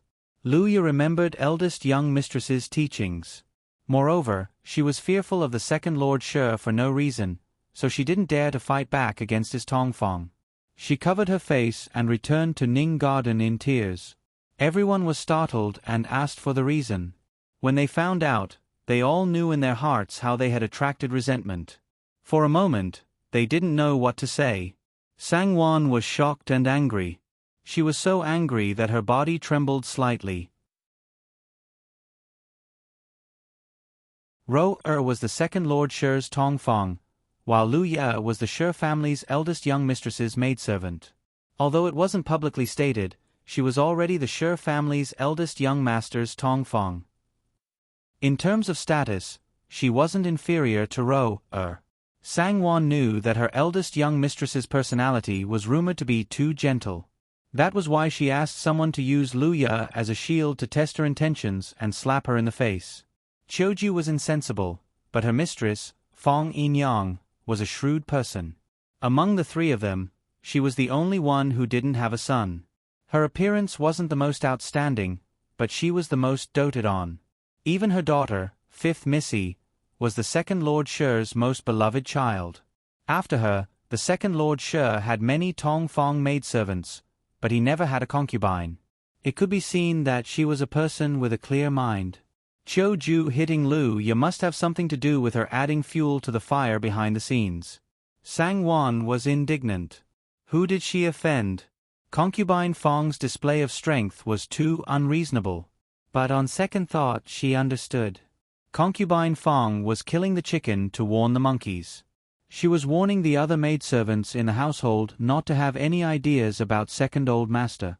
They were delusional to think that servants could become masters. Otherwise, look at Lu Ya. She was about to marry into the family as a concubine, but in the end, not only did her efforts go to waste, she even suffered a lesson from her maidservant. Sang Wan made up her mind and reached out to hold Lu Ya's hand, forcing her to sit beside her. She smiled and ordered someone to fetch water for her to wash her face. She also ordered someone to bring some ointment to reduce the swelling. At the same time, she personally lifted a handkerchief to wipe Lu Ya's tears. She smiled gently and consoled, "All right, don't cry. Next time, do things properly and don't let others find fault with you." As Sang Wan spoke, she secretly pinched Lu Ya's wrist. Out of the corner of her eye, she discreetly glanced at Mama Li.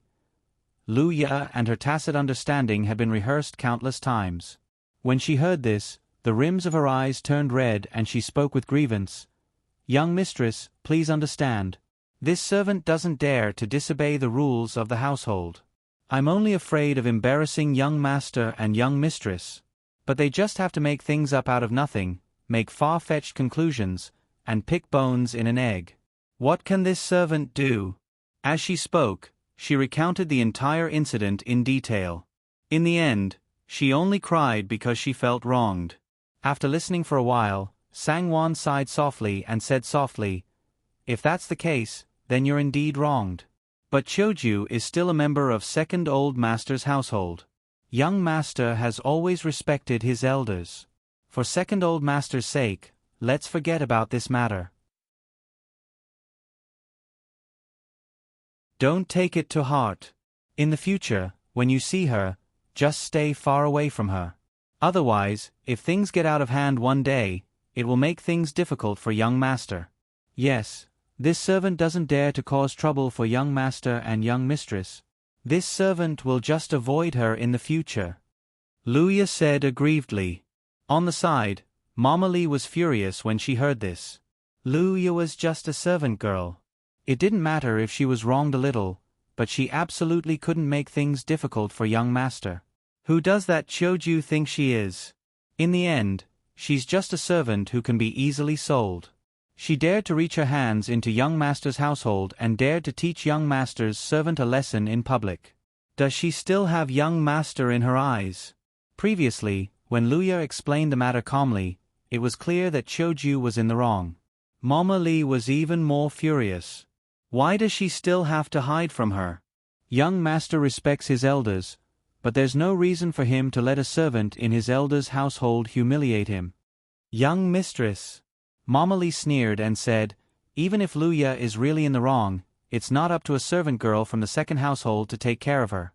With young master and young mistress here, as well as the various management wives, even second madam can't reach out. Choju, that servant girl, is so bold. This matter can't be let go like this. Otherwise, it'll be terrible in the future. When Sang Wan heard this, she naturally felt satisfied in her heart. However, she couldn't help but complain about her difficulties.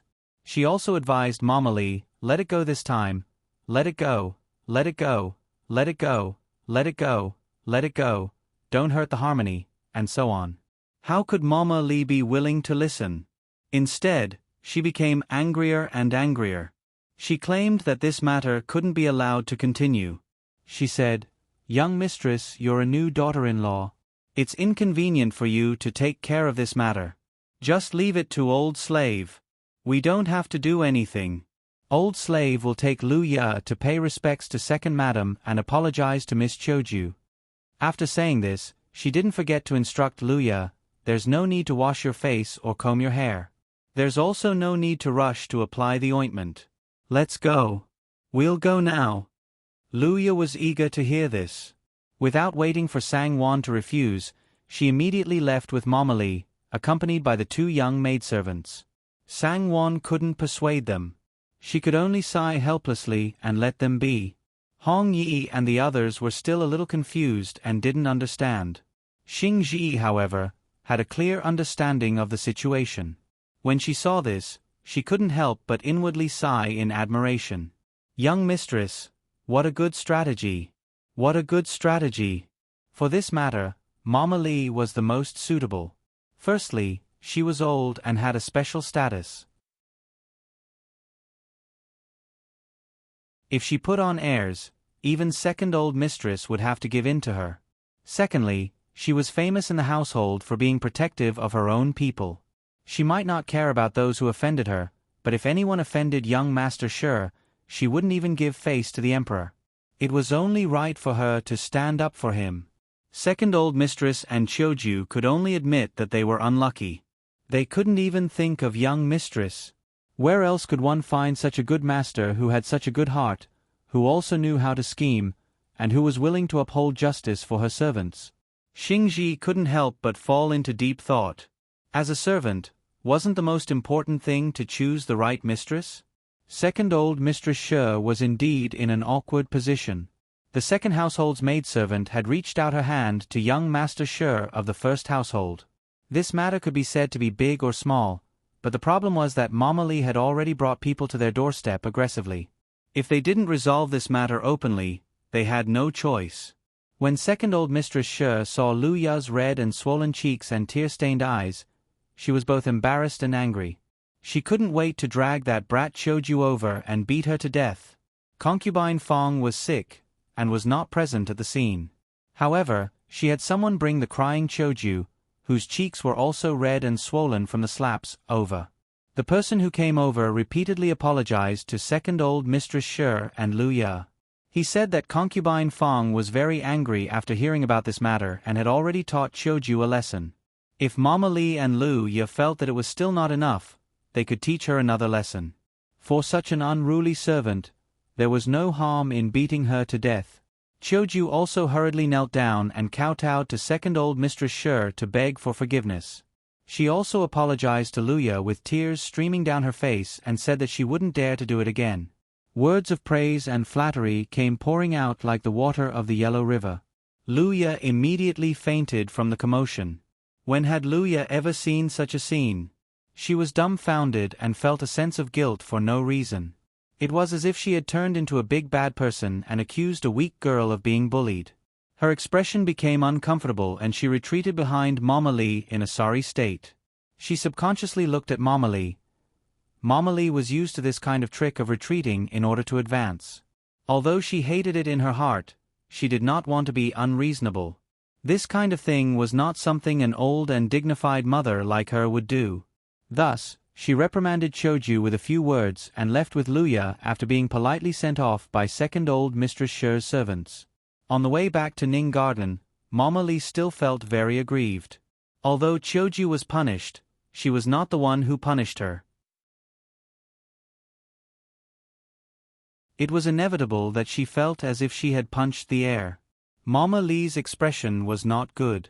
At this time, Lu Ya also regained her senses and felt aggrieved. Because they shared a common enemy, Lu Ya naturally became closer to Mama Lee. She then took 2 steps forward and asked Mama Lee for an explanation. "Nanny, although I saw Choju being punished, why do I still feel uncomfortable and aggrieved?" Mama Lee stopped in her tracks and sighed. "Isn't that so?" Concubine Fong was really quick to react. Her act was flawless. What made her angry was that even though she knew it was an act, she had no choice but to accept it. It would be strange if she felt comfortable.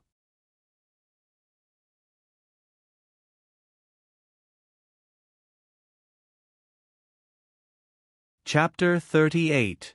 Acting. Lu Ya widened her eyes in shock. Mama Lee also widened her eyes in shock. She didn't know what to say. "You actually didn't see through it." Lu Ya's widened eyes were full of shock. She clearly told Mama Lee, "Yes, I didn't see through it, and I didn't think of it." Mama Lee rolled her eyes, speechless. Luya lowered her eyes in embarrassment, ashamed. You. Mama Lee's emotions turned into a sigh. She patted Luya's shoulder heavily and said earnestly, "You are young mistress's servant. In the future, you will be her right-hand woman. Little girl, you still have a lot of things to learn. For example, today's matter with Choju. You shouldn't have allowed her to bully you and make things difficult for young mistress. You should have dragged her to see second madam on the spot." Luya was startled. But why would she be willing to go with me?" Mama Lee sneered. "Of course she wouldn't be willing to go with you. Therefore, she must admit defeat and beg for your forgiveness. The hand that slapped you must have ruthlessly slapped her own face a few times." Luya's eyes flashed. She seemed to be moved and felt enlightened. Luya has learned. "Mama, please give me more advice in the future. Mama, please teach me." Luya's face was solemn. She took 2 steps back and respectfully bowed to Mama Lee. Forget it. Don't be so courteous.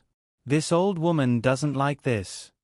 Mama Lee said in a very experienced manner, "There is nothing to teach. It depends on your own understanding. When you reach my age safely, you will understand everything." Luya was horrified and could not help but sneak a peek at Nanny Lee's wrinkled face that resembled a 1,000-petal chrysanthemum. She secretly shuddered and swore in her heart that she would never only understand when she reached Nanny Lee's age. "Mama, please teach this servant." Luya persevered. Mama Lee frowned and glared at her. Luya knew that Mama Lee was as warm as spring to her own people. Even if she occasionally felt cold, it didn't hurt or itch. She smiled and wasn't afraid of Mama Lee's expression. Her mind suddenly had an idea and she couldn't help but blurt out, "Mama, if you don't mind, this servant will be your goddaughter. In the future, I will be filial to you like you are my mother." "What?" Mama Lee's body trembled and she uncontrollably raised her voice. Her expression also changed greatly. The word mother was like a hammer that heavily pounded on her heart. Her heart that was deeply wrapped in pain suddenly cracked open. Mama Lee's mind was roaring. Her eyes were hot and tears almost flowed out. This servant misspoke. As soon as Luya spoke, she knew that she was reckless. She was so embarrassed that her face turned red. She hurriedly waved her hand and said with a smile, "Mama, don't be angry. Just consider this servant. All right?" Mama Lee suddenly smiled and blinked her moist eyes. She looked at Luya with a smile and said, "This is what you said. In the future, you will be filial to me like you are your mother. You will also have to send me off when I die. In the future, you will be this old woman's daughter." "Mama." Luya suddenly froze. "Silly girl, you're still calling me Mama." Mama Lee saw her silly smile and only felt that this silly look was really pitiful and cute.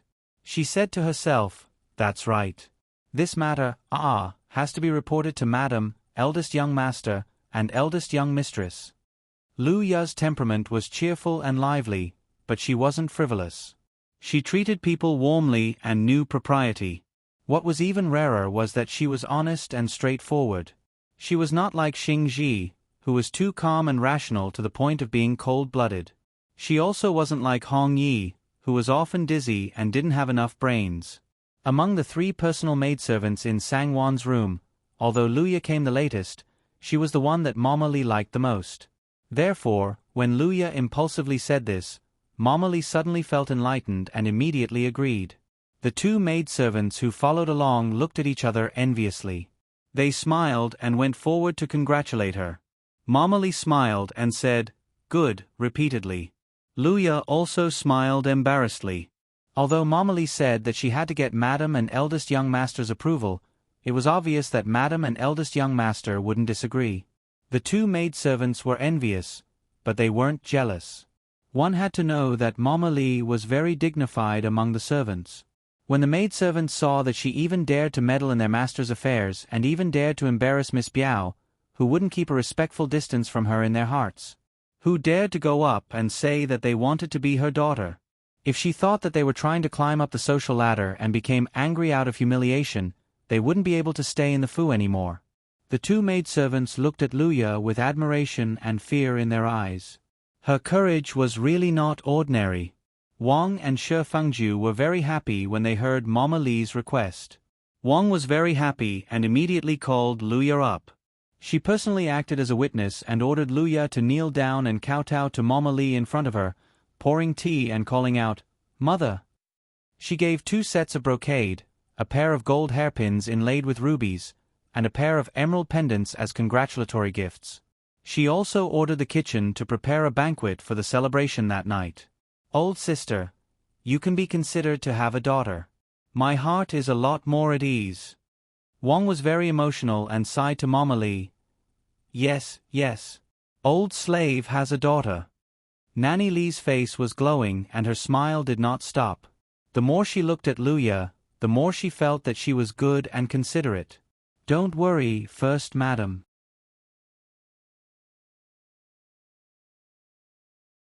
From now on, old slave and my daughter will definitely do their jobs well and serve eldest young master and eldest young mistress well." Luya also hurriedly stepped forward with a smile to express her attitude. She was also a little shy and embarrassed. Wang was very happy to see this and treated Sangwon even more affectionately. Gu Fengzi also congratulated with a smile on her face, but the handkerchief in her hand was tightly clenched until it was wet with sweat. She was extremely depressed and resentful. She believed that this was Sangwon's trick. Sangwon wanted to rope in Mama Li to form an alliance and use Mama Li to deal with her. However, she did not know that Mama Li had secretly warned Luya in private. The general idea was for her to behave like before and not have any thoughts that she should not have. She also wanted to compete with eldest young mistress. Luya was stunned for a while before she remembered that she was now a bed warmer, and was so frightened that she broke out in a cold sweat. That night, a banquet was held at Wang's place. Mama Li and Luya excused themselves and sat down together to have dinner together. Wang loved to have a lively atmosphere and specially asked someone to bring some wine. Gu Fengzi suppressed the anger in her heart and vented her anger on Shi Fengju. She used various methods to force him to drink. Shi Fengju had to socialize outside in the afternoon and was not fully awake. As a result, he was the only one who was drunk during the meal. "Old sister, Fengju is happy for you," Wang said with a smile. Old slave doesn't know what to say about old mistress and young master's kindness towards him. Mama Li blinked and sighed.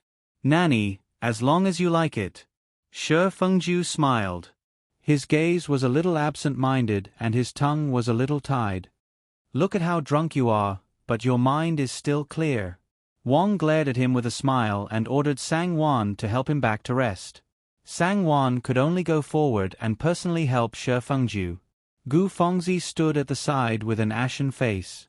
She looked coldly at Shi Fengju, who was walking unsteadily and leaning on Sangwon.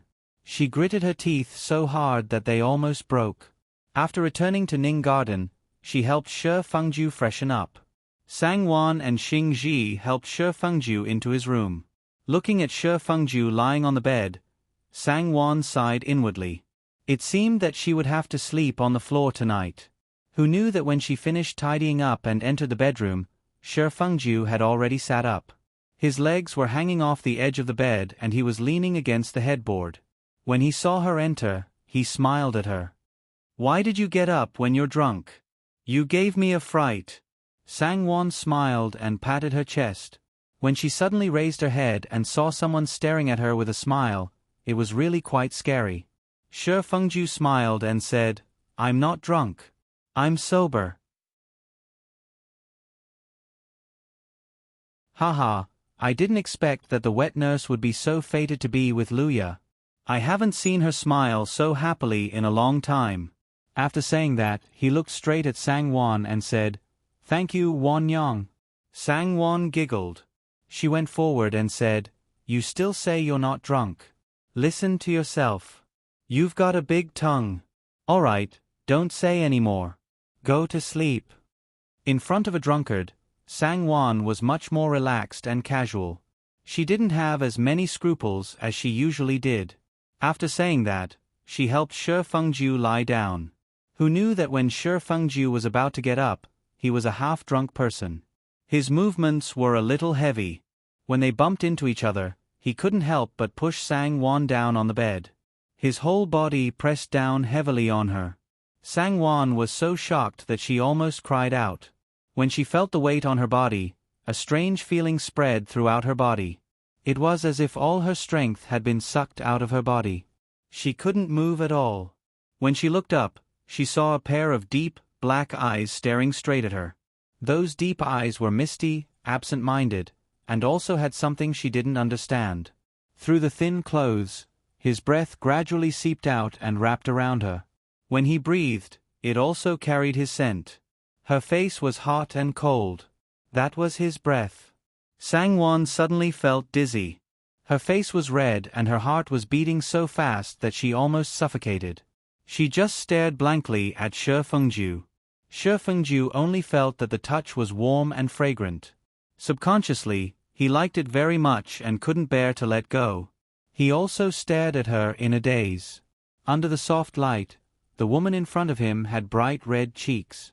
Her thin face was angry. She was biting her lips shyly and aggrievedly. Her pair of watery eyes were crystal clear. It made people feel infinite affection for her. Moving down, he saw her slender and beautiful neck, her exquisite collarbone, and her snow-white skin that was as delicate as cream. Shi Fengju's heart skipped a beat and he subconsciously raised his hand to gently caress her cheek. "What are you doing? Get up." Sang Wan suddenly woke up. Her expression changed, and she glared at him with anger, shame, and hatred. Perhaps because her gaze was too sharp and the change in her expression was too big, Shi Fengju suddenly woke up. He saw that he had pressed his nominal wife under his body like a beast. He even wanted to touch her face and molest her. In fact, he refused to admit that he wanted to kiss her. You're tuning in to the Narrate and Escape YouTube channel. Don't forget to subscribe and join us on this journey to catch the most captivating stories.